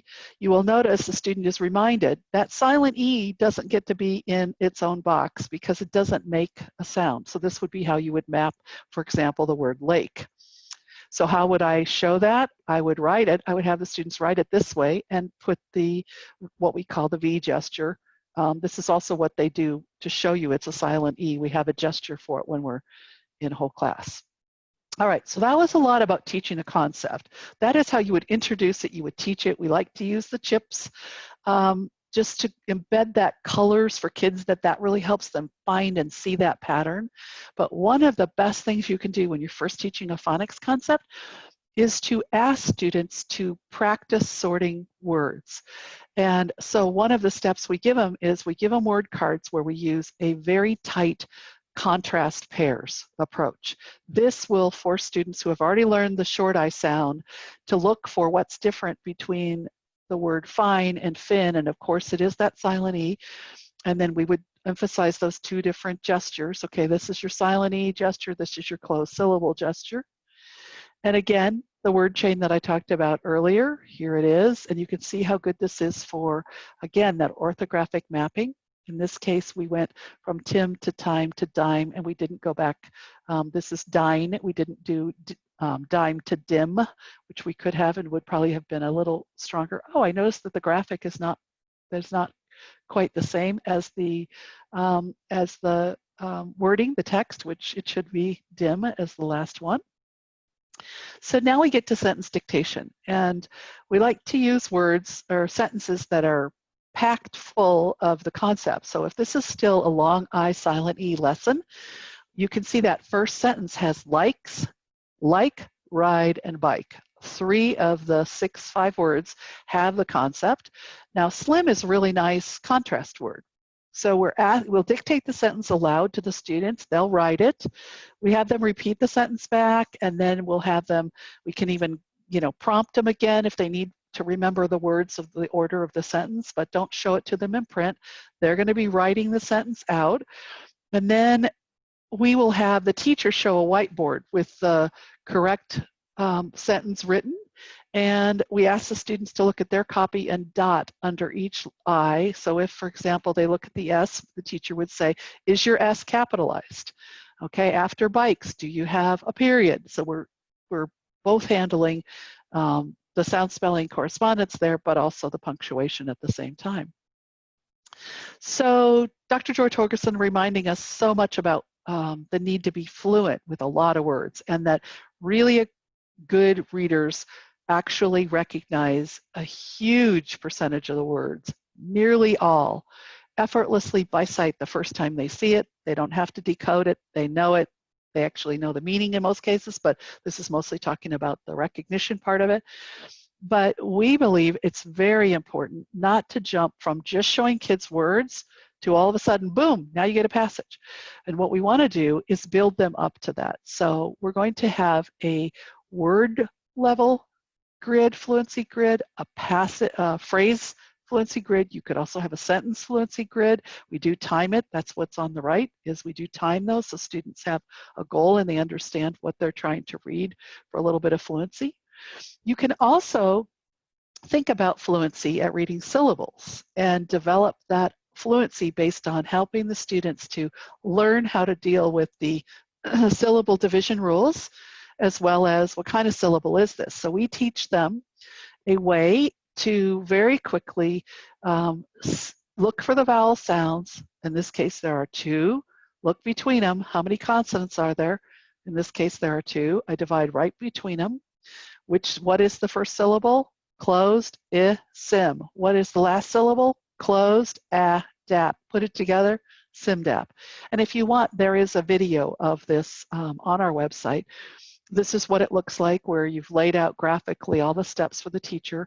This is meant to be taught as a whole class supplement to the core during the core time, 5 minutes a day, especially good for students in 2nd, 3rd, 4th grade who really didn't get that phonics footing foundation that they needed in the earlier grades, especially if you're starting some really good new curriculum materials, but you've got kids already in 3rd grade. They aren't having the benefit of that. What am I going to do to catch them up?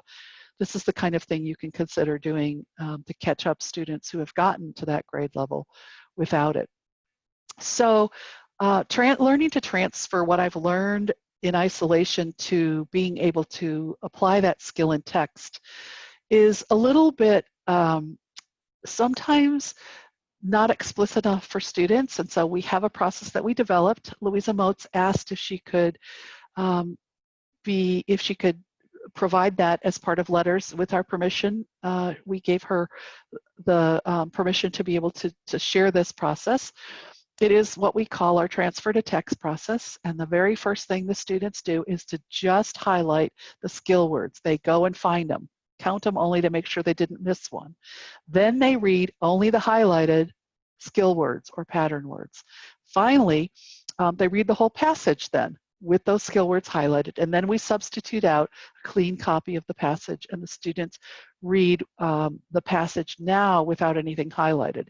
It's a way to scaffold, and this would be for students that really need that explicit approach, and you're really teaching them to train their eye to look at a word and boom, see that that is a silent E, or that's a closed syllable, or that's an R control vowel, but you want them to be able to see it, know it, and use that information to more efficiently read it. I mentioned decodable text.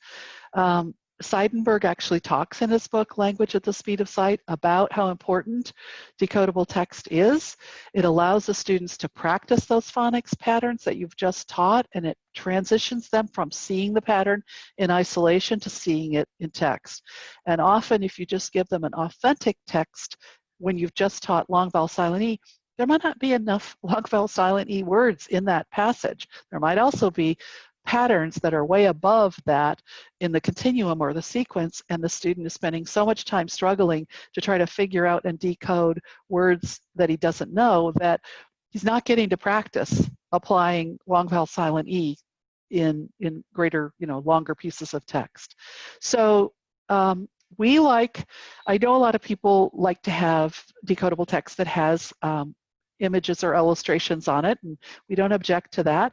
Our preference is that, and this is a cover of a decodable reader that we created to go along with our sequence, and we really like to have the students see text that doesn't have illustrations.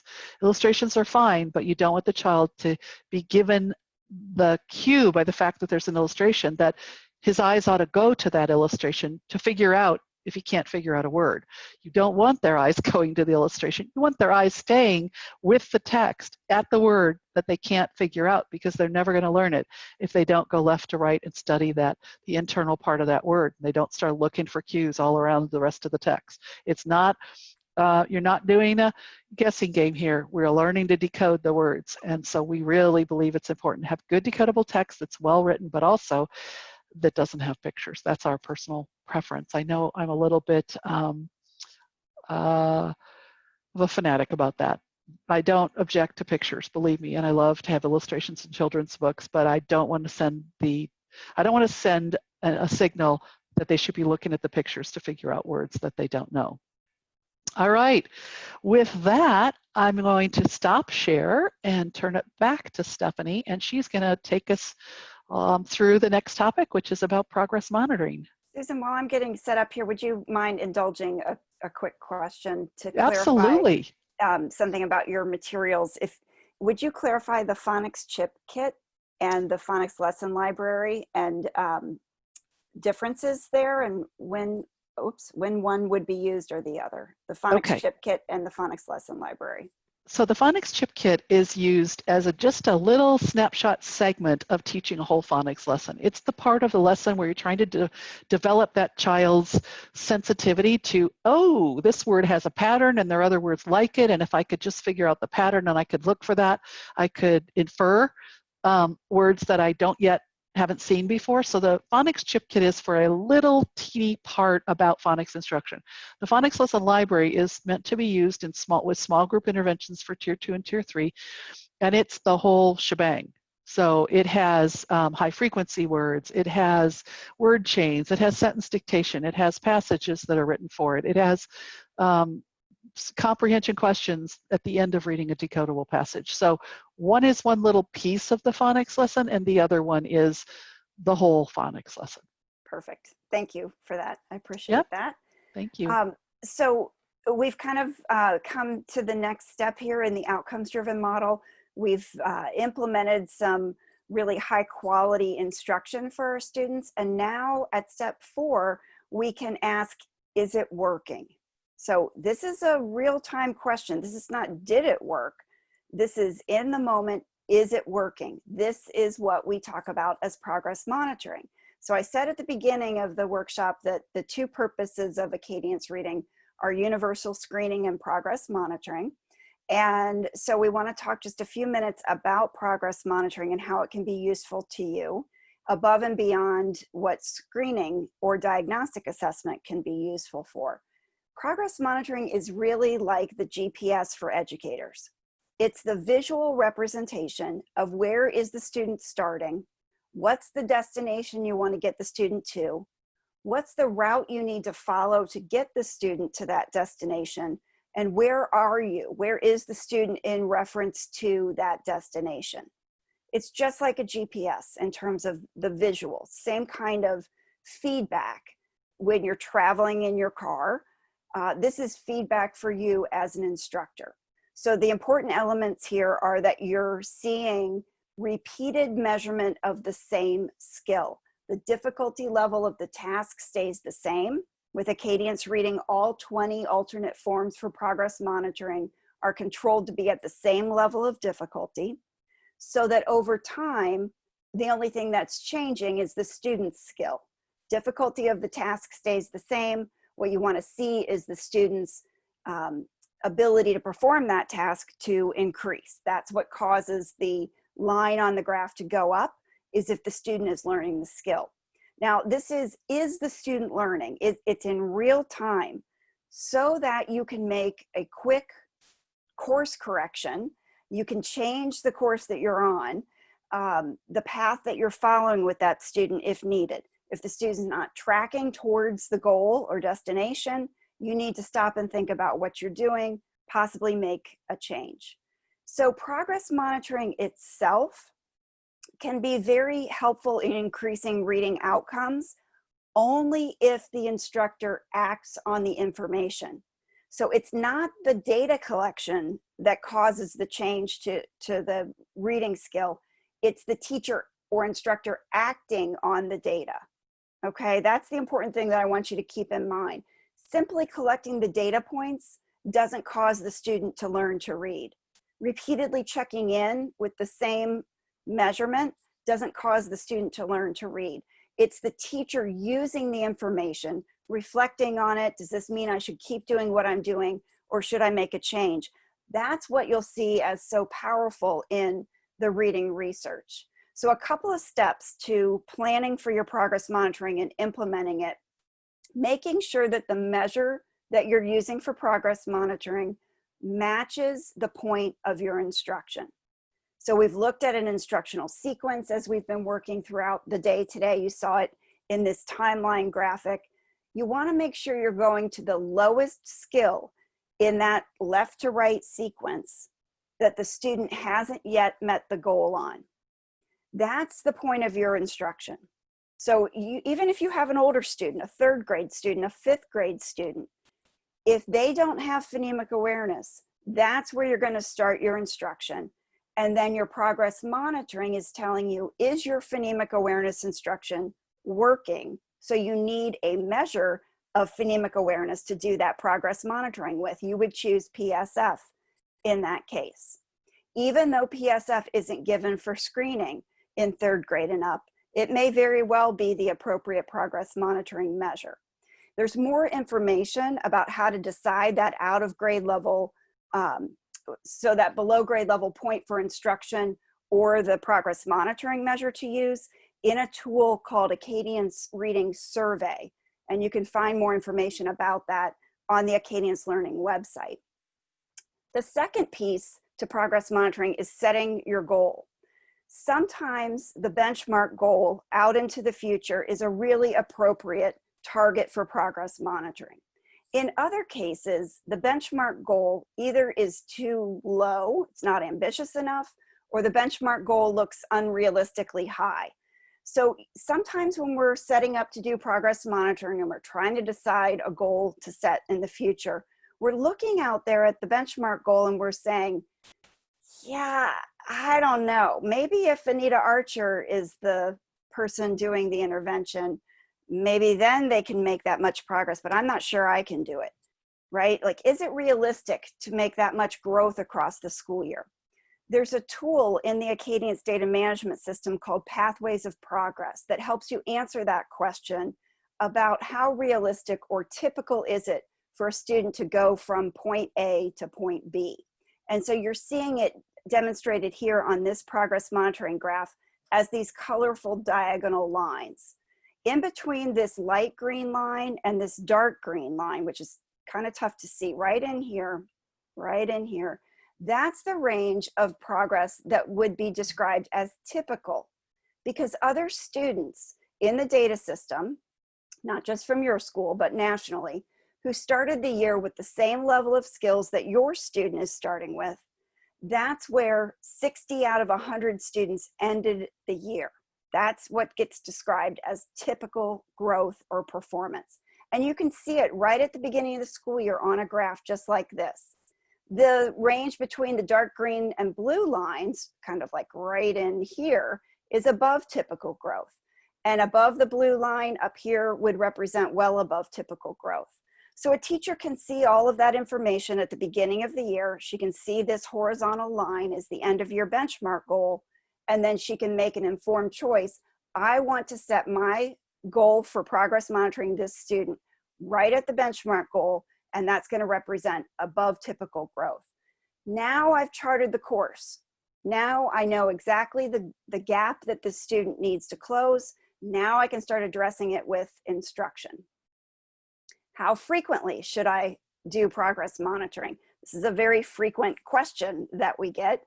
And the very serious answer is it depends. You should monitor as often as you need to have the information you need to change instruction as quickly as you need to. So there's a lot of individualization that comes into play here. You shouldn't depend on blanket rules. There are no blanket rules. We have guidelines that are things like, if a student is really far behind and you're providing very intensive instructional support, you should monitor more frequently. Why? Because you need to know in a very short amount of time if your instruction is working. A student who's very far behind, who's getting intensive support, doesn't have a day to waste in the wrong kind of instruction. So frequent progress monitoring will let you know quickly should you make a change to instruction. As you're watching the progress monitoring graph, and you know you should watch it, you shouldn't just collect the dots and put the graph, leave it in the data system and never print it. You should watch the last 3 consecutive data points. If those last 3 data points are above the aim line or within the pathway that you've set, you should keep with the same instruction. If the student reaches the goal that you've set, go ahead and move on to the next skill or the next goal. If the performance for the student is variable, you might want to wait and see. You might come back tomorrow, do an additional progress monitoring form. And if you're seeing 3 data points that are below that pathway or aim line, you might stop and think about what you're doing. Is the student there to get the instruction? Are you working on the correct skill? Do you need to think about changing your group size, the number of instructional minutes, getting more explicit and intensive with your support. These are some things to think about as you are watching the graph. These are very important considerations, and they're very individualized. There's no blanket statement that can be made about progress monitoring. The most important piece of monitoring, as I mentioned, is changing the instruction when things aren't going the way you want them to. So this is an example that shows 2 changes to instruction that were made for this student. This student is being monitored with correct letter sounds on nonsense word fluency because they're getting instructional support in phonics. They might be using that phonics lesson library that Susan was describing. And at the beginning of the school year, their progress monitoring data points are these open circles, and they're tracking down here in the below typical or even well below typical progress range. So at the end of, or at the middle of November, there was a change made to instruction. That's the blue vertical line you see here on the graph. And you can enter into Acadience Data Management what the change to instruction was. So this is instruction A during this time period. Now we're implementing instruction B, and you continue to monitor progress, watch how the student is tracking towards the goal, and the student's not making the above typical growth that's needed to catch up to the goal. So a second change to instruction was made in February. Now we're implementing instruction C.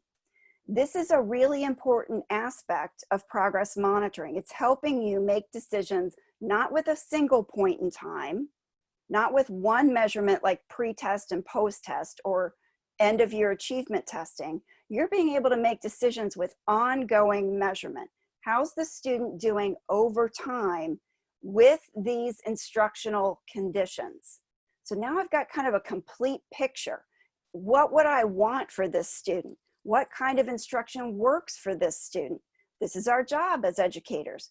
Not just to be satisfied that we've documented that the student is low, he was low previously, he's still low, I've tried everything I can think of and he's still low. No, our job is to find what it takes to enable the student to learn the skill, and we can see it on the graph. We can see that choice C of instruction, whatever those instructional conditions were, that's what's required to enable this student to learn the skill.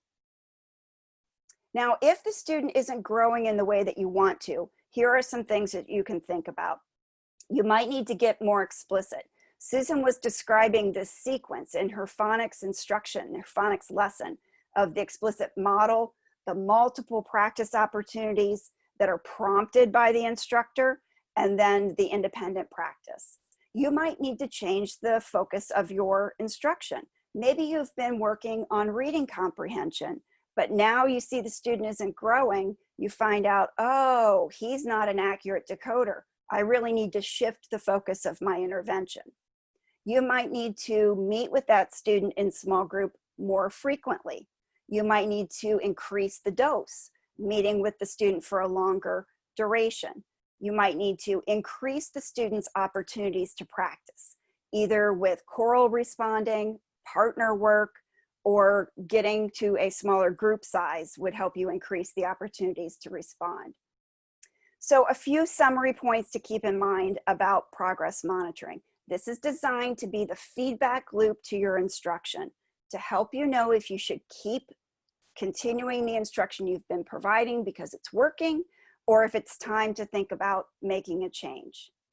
You're going to have to match the monitoring material to your point of instruction in order to see small amounts of change and growth over time. Okay, I'm going to pause there.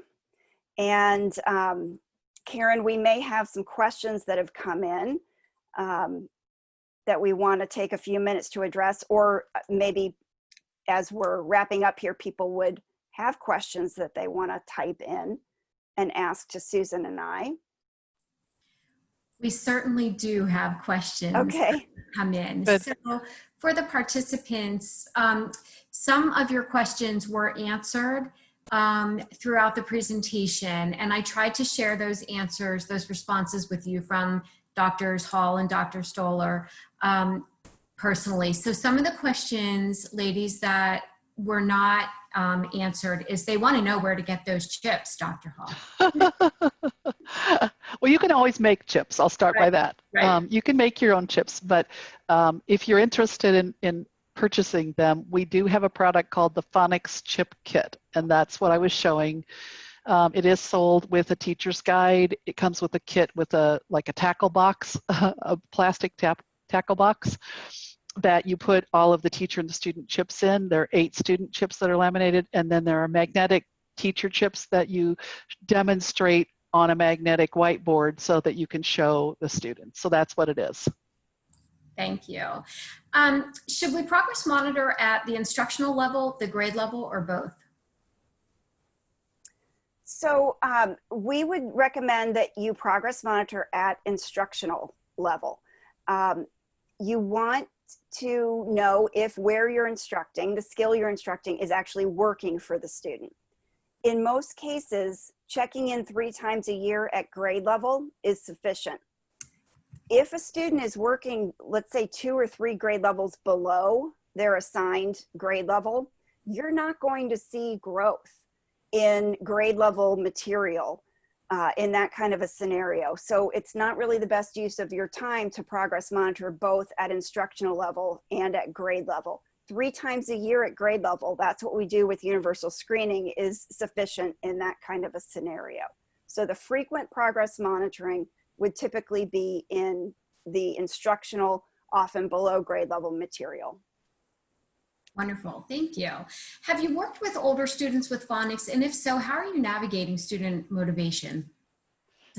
Student motivation. That's a great question. So yes, we have quite a lot of experience working with older students. I will tell you, we actually are working with a school in Arkansas that is a high school where the students got all the way up to high school without these skills, and they are learning the gestures and they are learning about the syllable types. So motivation. Here's what I've learned. Try your best as you're designing what curriculum materials you're using to use things that don't seem too babyish for older students, and there are plenty of those options. So like, for example, we always start at the syllable level first and give them multi-syllable instruction first, and then if they just can't do that, we'll come back down to the single syllable. So use careful materials, and then start high and back down with older students. And then my last piece is, when they are learning, they stay motivated. It is really interesting to watch. This high school is reporting that, using these materials, they never really thought that they'd be able to teach high school students who have gotten all the way up there, who are not able to read. And, if we're successful at things, then it's going to keep us motivated. So I would say, keep in mind, don't be discouraged, because, try it. They really do respond to making success. So I'm going to tie this question into that. This person is an upper elementary teacher and has never really taught phonics, but realizes I need to. Any suggestions where to begin or where to learn about it? Yeah, I think that we all face that, and I will tell you, I completed my doctorate and I didn't learn anything about phonics, and I didn't learn it in my master's. Teacher knowledge, there are places to go to learn a lot. There are books you can read. If you want to individually email me, I will recommend some really good books. So that helps, but I will tell you what also helps is to get a material in your hand that will basically, at the same time you're teaching it to students, you're going to learn it yourself. And a lot of teachers tell us that, using good phonics materials, they're learning the phonics concepts right ahead of their students. But because the materials really spell it out for them, they don't have to feel that they're not going to be prepared. So I would say get good materials and do some reading on your own. There are really good books about learning about phonics. But don't be concerned if it takes a long time. This is a very complicated knowledge base, and it does take hanging in there. Certainly does. If a student has an NWF score that meets benchmark, but a low ORF score, is the Acadience reading survey that you mentioned where we would go to get more information about what skills the student needs?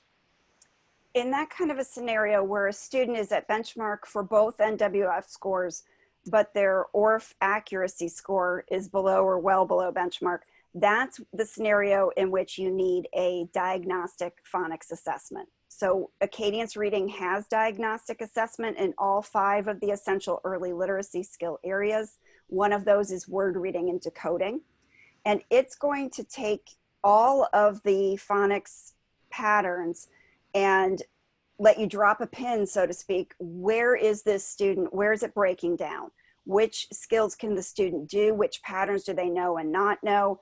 And direct you to where should you start your instruction. So NWF is only CVC. There's lots of other phonics skills that we need students to acquire. Even if you're using, let's say, 2nd grade ORF, they could be below benchmark on accuracy in 2nd grade ORF because they're missing some of those patterns that would sit between. And the diagnostic is going to tell you which of those skills the student has and doesn't have. Thank you. Wonderful. I'm looking at the time. It's 12:28. Let me throw one more question out there and we'll go from there. Should we progress monitor with an alternative form of the universal screener or an alternative form of the diagnostic assessment? Yes and yes. How about that? So I'll take the progress monitoring alternate form of the universal screener. Yes, you should do that. That's that really fine-grained general outcomes measure, right? Like what you're measuring every time you give screening or progress monitoring with Acadience is the end goal, the general outcome that you want the student to get to. And it's tracking for you, where is the student on the path towards that goal? But you also need to know, did they learn what I just taught them? So, Susan? So then that's when you want the alternate form of the diagnostic. And so you need both. And so the real answer that we would both start with is, it depends. It depends on what you're teaching. And if you're teaching long vowel silent E, just giving an alternate form of the ORF is not going to tell you if they learned long vowel silent E. You still have to give the ORF. You still need to know a lot of things that it's going to tell you periodically, but for those very granular decisions of, did they get what I just taught? Do I move them to the next group? You're probably going to be better with an alternate form of your diagnostic for those instructional decisions. But you have to still keep your eye on the goal, which is going to be overall ORF. So you need both. Thank you. Let me throw one more out there. Is there data on Acadience for students with intellectual disabilities? Yes, the data on developing the assessment, creating the benchmark goals, validating those benchmark goals as predictors of state assessments, for example. Students at all points along the learning continuum are included in those goals. English learners, students with disabilities, including intellectual disabilities, anyone who it would be an appropriate assessment to give to. So we do exclude students who are not being taught to read in English, students who don't have reading goals on their IEPs, or don't have the, they can't see the materials, they can't hear the directions, they can't verbally give a response. Those are students who would be part of the exclusionary criteria that you'll find in the assessment manual. But everybody else, because it's been given so broadly in those research projects, they are included and represented in the work that's been done on the measures. Wonderful, thank you. That's so important. Well, it is the end of our time. So I do want to thank both Dr. Susan Hall, Dr. Stephanie Stollar for joining us in this literacy symposium, and for this session especially, to all of the attendees who hung out with us this morning. This was so chock-packed full of such great information. A lot of questions about the recording and the sharing of that. So remember that this session was recorded. It will be available on the Patent YouTube channel in the near future.